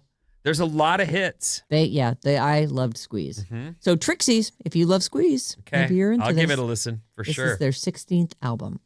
All right, there's that. This is another song we're going to hear. Anne Hathaway is an actress, but she can sing. And she was in Les Mis. She's, Oh, I didn't see that. oh, I wouldn't see that. What? I'd see it now because my kids would, be into it. But yeah. No. Trying to think of what the hooker's name is. She's the one who's the mother of, Jezebel. no. It's It's the part she plays. It's the, Eponine. no, Oh, the Eponine- mom?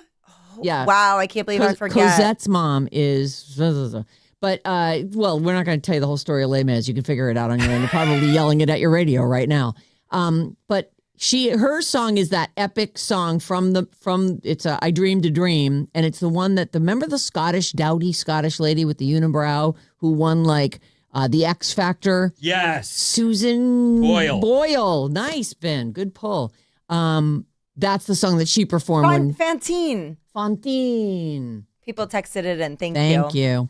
So she was great in that movie. I thought she was really good in that. Overall, I didn't necessarily love that. I didn't think that Russell Crowe or Hugh Jackman was quite up to the snuff that they needed to be. They made some weird choices. They did. So Anne Hathaway is in a new movie, and One of her like 4 or 5 movies that are coming out this year. and she's still in her 40s. Yeah, she is playing. Late 30s, I think. She is playing a character by the name of Mother Mary, and that's the name of the film. Oh, she's too. 43. Oh, okay. So she's in this new movie, Mother Mary, and it's basically like if it's like a Madonna story or something, like a or like an aging pop star who's trying to have like a comeback, is what it sounds like. There's a log line in here somewhere. Let me see if I can find it. Here it is. Long buried wounds rise to the surface when iconic pop star Mother Mary, played by Anne Hathaway, reunites with her estranged best friend and former costume designer on the eve of her comeback performance. So all of that aside, Charlie XCX and Jack Antonoff wrote the music for this. So I believe this is a Charlie XCX song that they've released now it's called Burial, and they're actually going to be releasing like a soundtrack that they're calling the greatest hits of Mother Mary. And it'll be standalone from its music from this movie, I assume, but it'll be its own release. So this is a song written for this movie by Charlie XCX and performed by Anne Hathaway. It's terrifying. This backseat fits like a glove. I was put together with all love. Oh, You like it? it's spooky. It's pretty good. in just the right way. Do you remember interviewing her? She was just a kid, though. Yes. Was she in with Gary Marshall? I was completely love struck by Gary Marshall. Like they There's Anne Hathaway, who will go on to be an award-winning actress and star of the silver screen.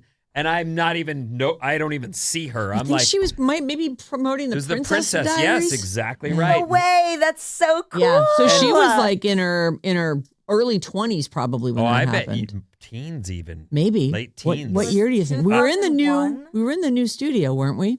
Yes. Over in CBS. Yes. But So- it was. She was not even 20. Yeah. Oh man. She was a kid. Crazy. And it was fine. Like they were all, she's, the star Next of this big thing. film.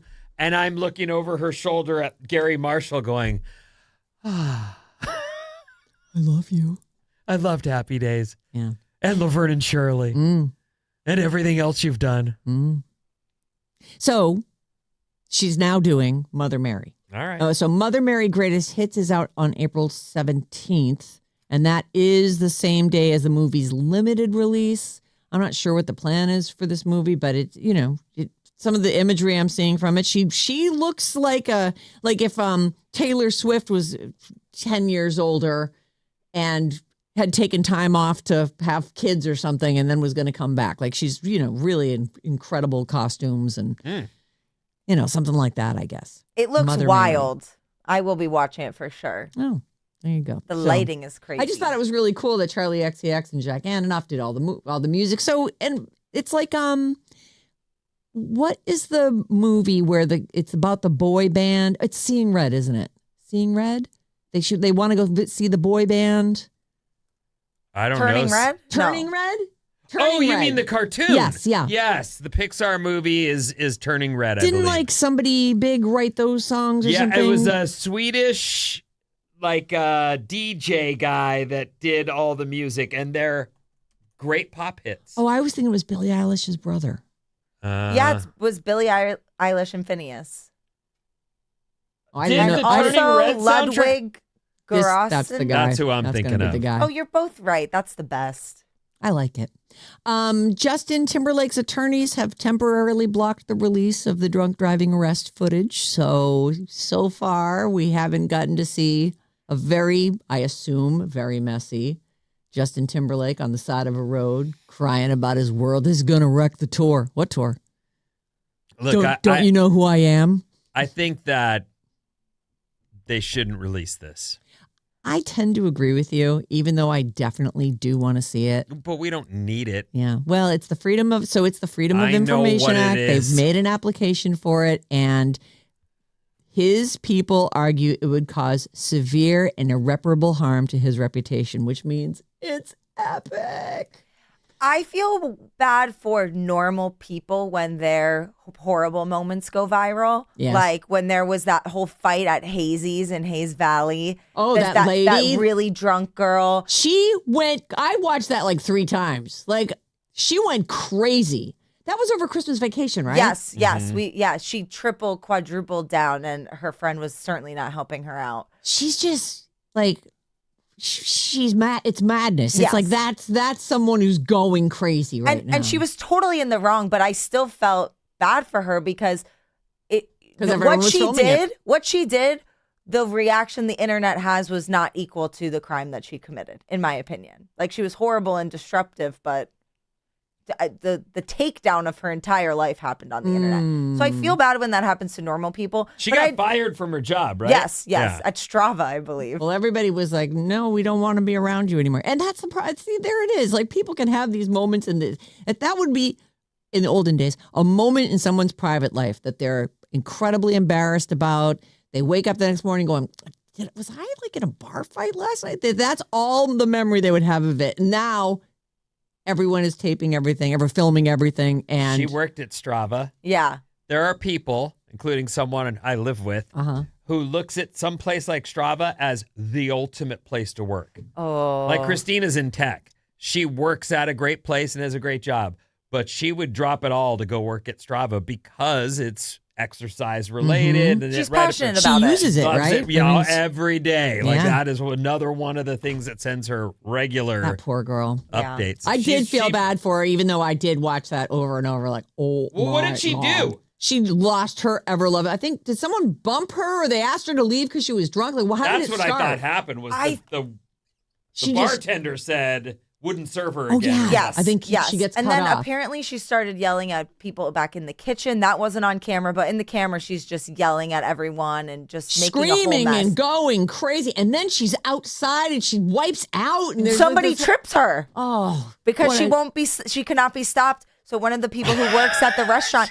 sticks his foot out and she falls over and she pancakes she to did. the ground. It was awful. She got right back up. I think she was okay. Well, she's drunk. Well, But she's my wasted. point feel, is- feel a damn thing. My point is that I don't think necessarily Justin Timberlake should be awarded the privacy when it is the law that it should be public. I know, but it is.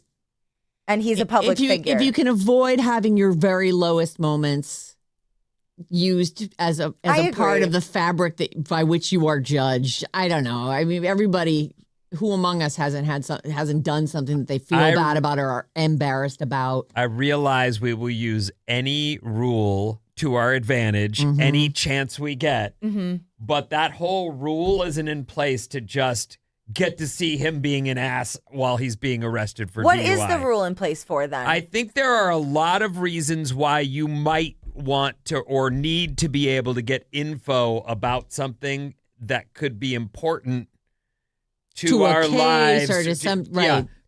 But in this situation, it's mean-spirited. We want to see him be It's TMZ wants to run that. an even bigger D than we already believe him to be. Yeah. Unfortunately, that's what it's come to. His image is. All right, Vinny, we're out of time. What's coming up? I have so much to get to as well. Fake restaurant inspectors, beware, and more after these.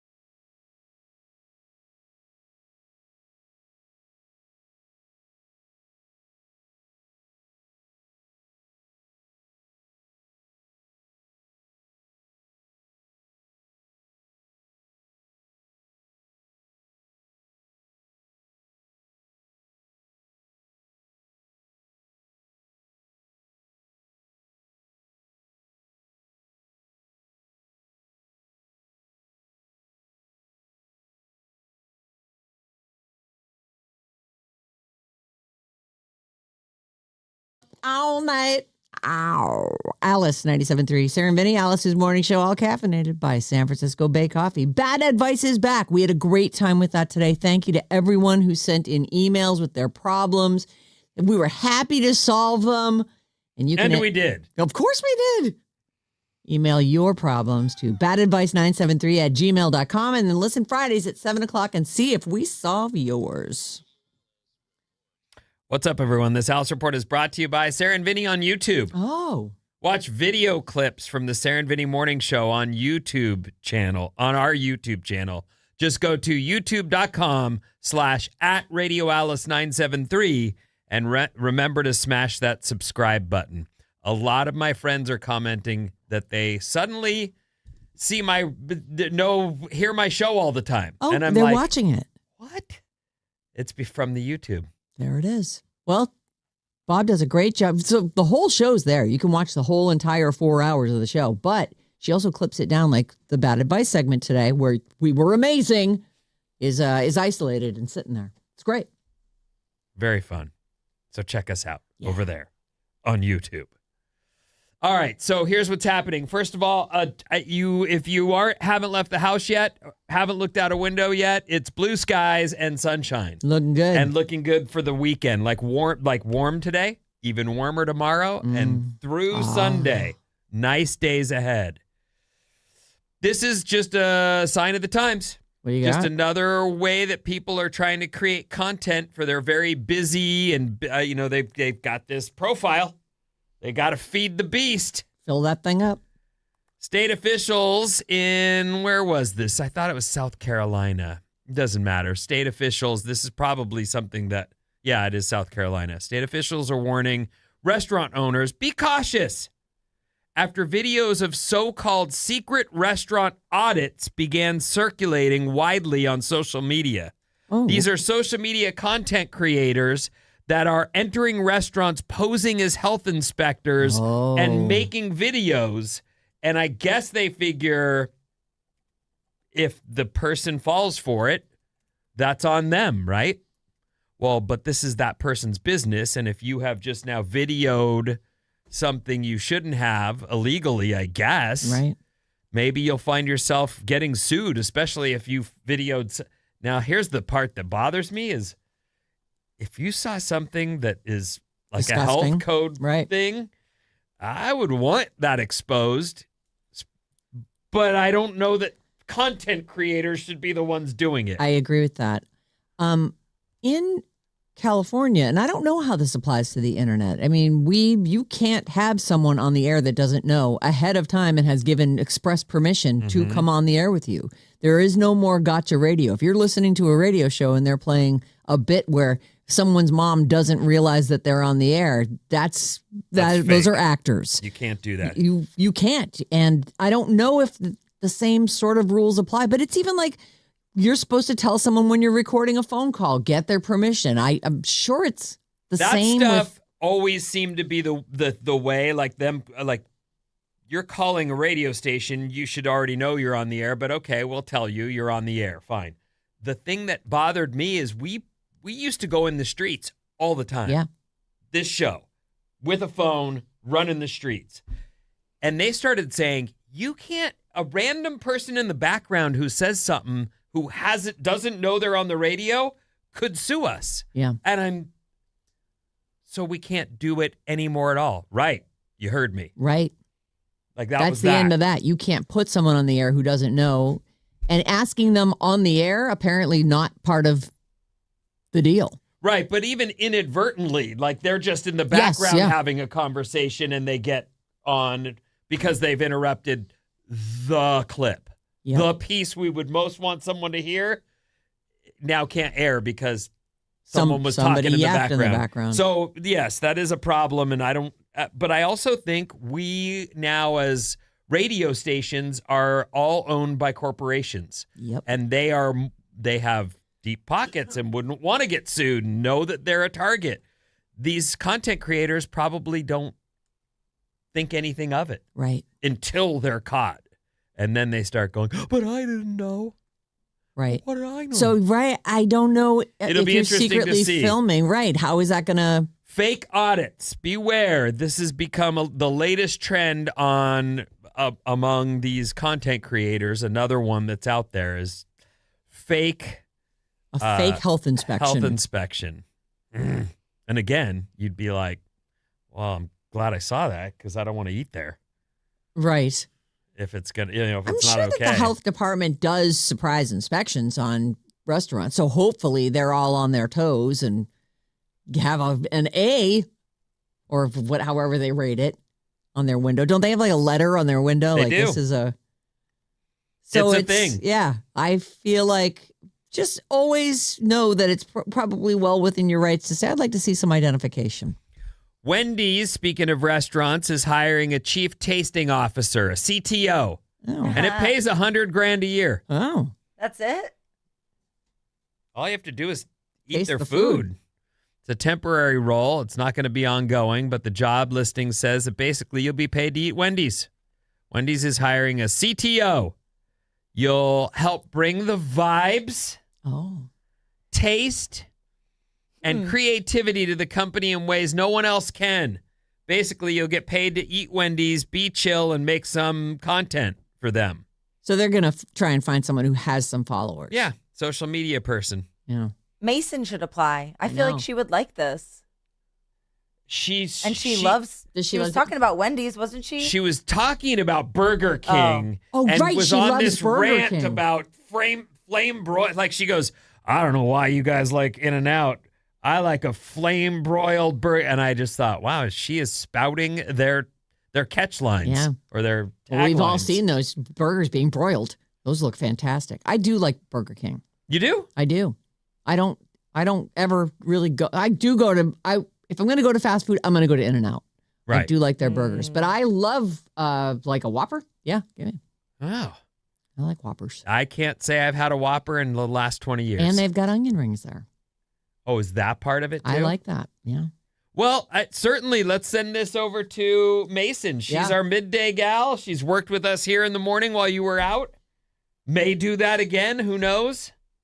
I think she'd be perfect. She would be perfect. If she all of a sudden comes in here spouting off about Wendy's, then we'll know that she got the gig, because she was hardcore Burger King when I was listening to your show, Vinny. Don't. I was like, oh yeah, I do. I like Burger King too. Do you? I do. You weren't insulted that she said, I don't know what this thing with In-N-Out is. In-N-Out is an acquired taste. When I first moved here, I was like, I don't understand what is the big deal. Now I'm like, In-N-Out. Give me the fries. I love the taste of the They're fries. so fresh and Yeah. real. It's real food there. Growing up, and I mean like young Vinny, there were only 2 In-N-Outs anywhere near us, and they were both in Southern California where I grew up. Mm-hmm. But you'd had to go to like Mission Viejo, which was south of me, or you had to go to L.A. Mm. The other one was in L.A. We used to have to drive to get to In-N-Out. And Now there's one too close, too easy. I remember when we landed, I've told you about this trip that we took to Mazatlan for our senior trip Yeah. in high school. I swear to God, we drank and did not eat for 5 days. And when we got, it's really not healthy. No. Not the way to take care of your body or your brain. And it really didn't work out for you. No. But we landed and we were like, please take us to In-N-Out. And my mom did. Oh, So me and Jason Sandy, that's Sisko like good. got to go to In-N-Out, and that's where we started the recovery process from that trip. We actually have some food in us now. Oh. Things are looking up. Ay, ay, ay. Our text number is 800-400-3697, and Bob's on the show with a few of those. We were talking about that Hazy's drama from back in December. Apparently, the bartender was fired from Hazy's, too. The girl was basically clotheslined by a female worker, too, earlier in the video. The girl wouldn't let go of the bartender's hair. He took her phone and threw it to get her away and tripped her as she ran after him. The owners fired him in fear of potentially being sued by the girl. Drama. That is a weird That thing was a to melee. to work in a bar and deal with drunk people Yeah. has to be the biggest problem. Yep. Has to. Yeah. 415 says, happy Friday from the air. On my way to Boston to surprise my daughter and take her to Jesse Wells' concert tonight. Zephyr in the 415 when he's not flying on an airplane. Oh, hey, Zephyr. Thanks for listening. What did they say? Jesse Wells? Wellis? Welles? I don't know. I don't know Jesse Wellis. Me either. My kid's all about Freya Sky right now. Freya Sky. That's the new hot artist. Yep. Oh. And 510 says, just ordered my San Francisco Bay coffee. Ding, Yeah. ding. Write us a little review. We'd love to hear your thoughts on it. Only if it's good. Well, we don't have to read it on the air, but Oh, I'm going to all assume right. it is going to be good. Well, it will be good, but Yeah. I just want I've never sucked coffee down faster than I do with this stuff. It's I swear to God, once again, like one sip left, 2 mugs. all the way gone. Probably have some iced coffee later today. What? Yeah. Well, there's like 1 cup left in the coffee machine right now, sitting on the counter all day long. All right, let's play a game. Vinny, you get to choose today. How old is that guy, or when did that happen? How old is that guy? All right, let's start with Shaq. How old is Shaquille O'Neal, Vin? I'm going to say Shaquille O'Neal is 48. 48. What do you think, Bob? 49. He is 54. That's a point for Bob. How old is David Gilmour of Pink Floyd? Bob? I love him. Me too. 73. 73. What do you think, Vin? 74. He is 80. That's a point for you. We're tied at 2. By the way, Sandy Tied at just 1. wrote and said, I remember that In-N-Out trip when we landed at LAX and she took us to eat. Hi, Mom. Hi, Sandy. Rob Reiner's birthday would have been today. How old would he have been, Vinny? 72. 72. What do you think, Bob? 71. 79 is how Oh, old he would have wow. been. That's a point for Vinny. How about, here's one for you, Bob. Milo Manheim. He'll be playing Flynn Rider in the upcoming live-action version of Tangled. And your kids know him from Disney's Zombies movies and from that Paramount Plus show School Spirits. All right. How old is Milo Manheim today, Bob? 29? 29. What do you think, Vin? 28. 28. He is 25. That's another point for Vinny. Nice. 3-1. How old is Tom Arnold? We were just talking about Tom Arnold yesterday. I exercise all day so I can eat a whole cake. He exercises. He'll sit on a treadmill all day so I can eat a cake, the whole thing. Vinny, you're first. How old is he? I'm going to say he's 70. 70 years old. What do you think, Bobby? 71. He is 67, and by a score of 4-1, El Campeón del Pueblo rides again. Ah, the music didn't start. Yeah. That's Oh, too is bad. she just like meanly refusing to play it I for think you? so. Or is it okay? That's all Find right. it. It's Although okay. It's so fine. weird. The only file that I can find is this one. Goodbye. Happy Friday. Turn that off. Look at her dance. I know, I'm not going to She my loves wife. it. I'm not even going to look at her. Other than my It's not funny. wife. This is your theme song. Wait, now. this is the best part. Be quiet. Looking for someone other than my wife. Other than my wife. All right. Thank you. Fade it out. Look at Goodbye. her smile. She loves it.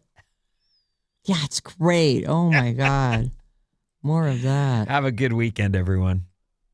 Make sure you're here all day because we've got those ticket trios to give away. And if you can't get enough Sarah and Vinny, don't forget, Saturday morning special, tomorrow morning, 6 to 10 a.m. We'll see you back here on Monday. Thank you.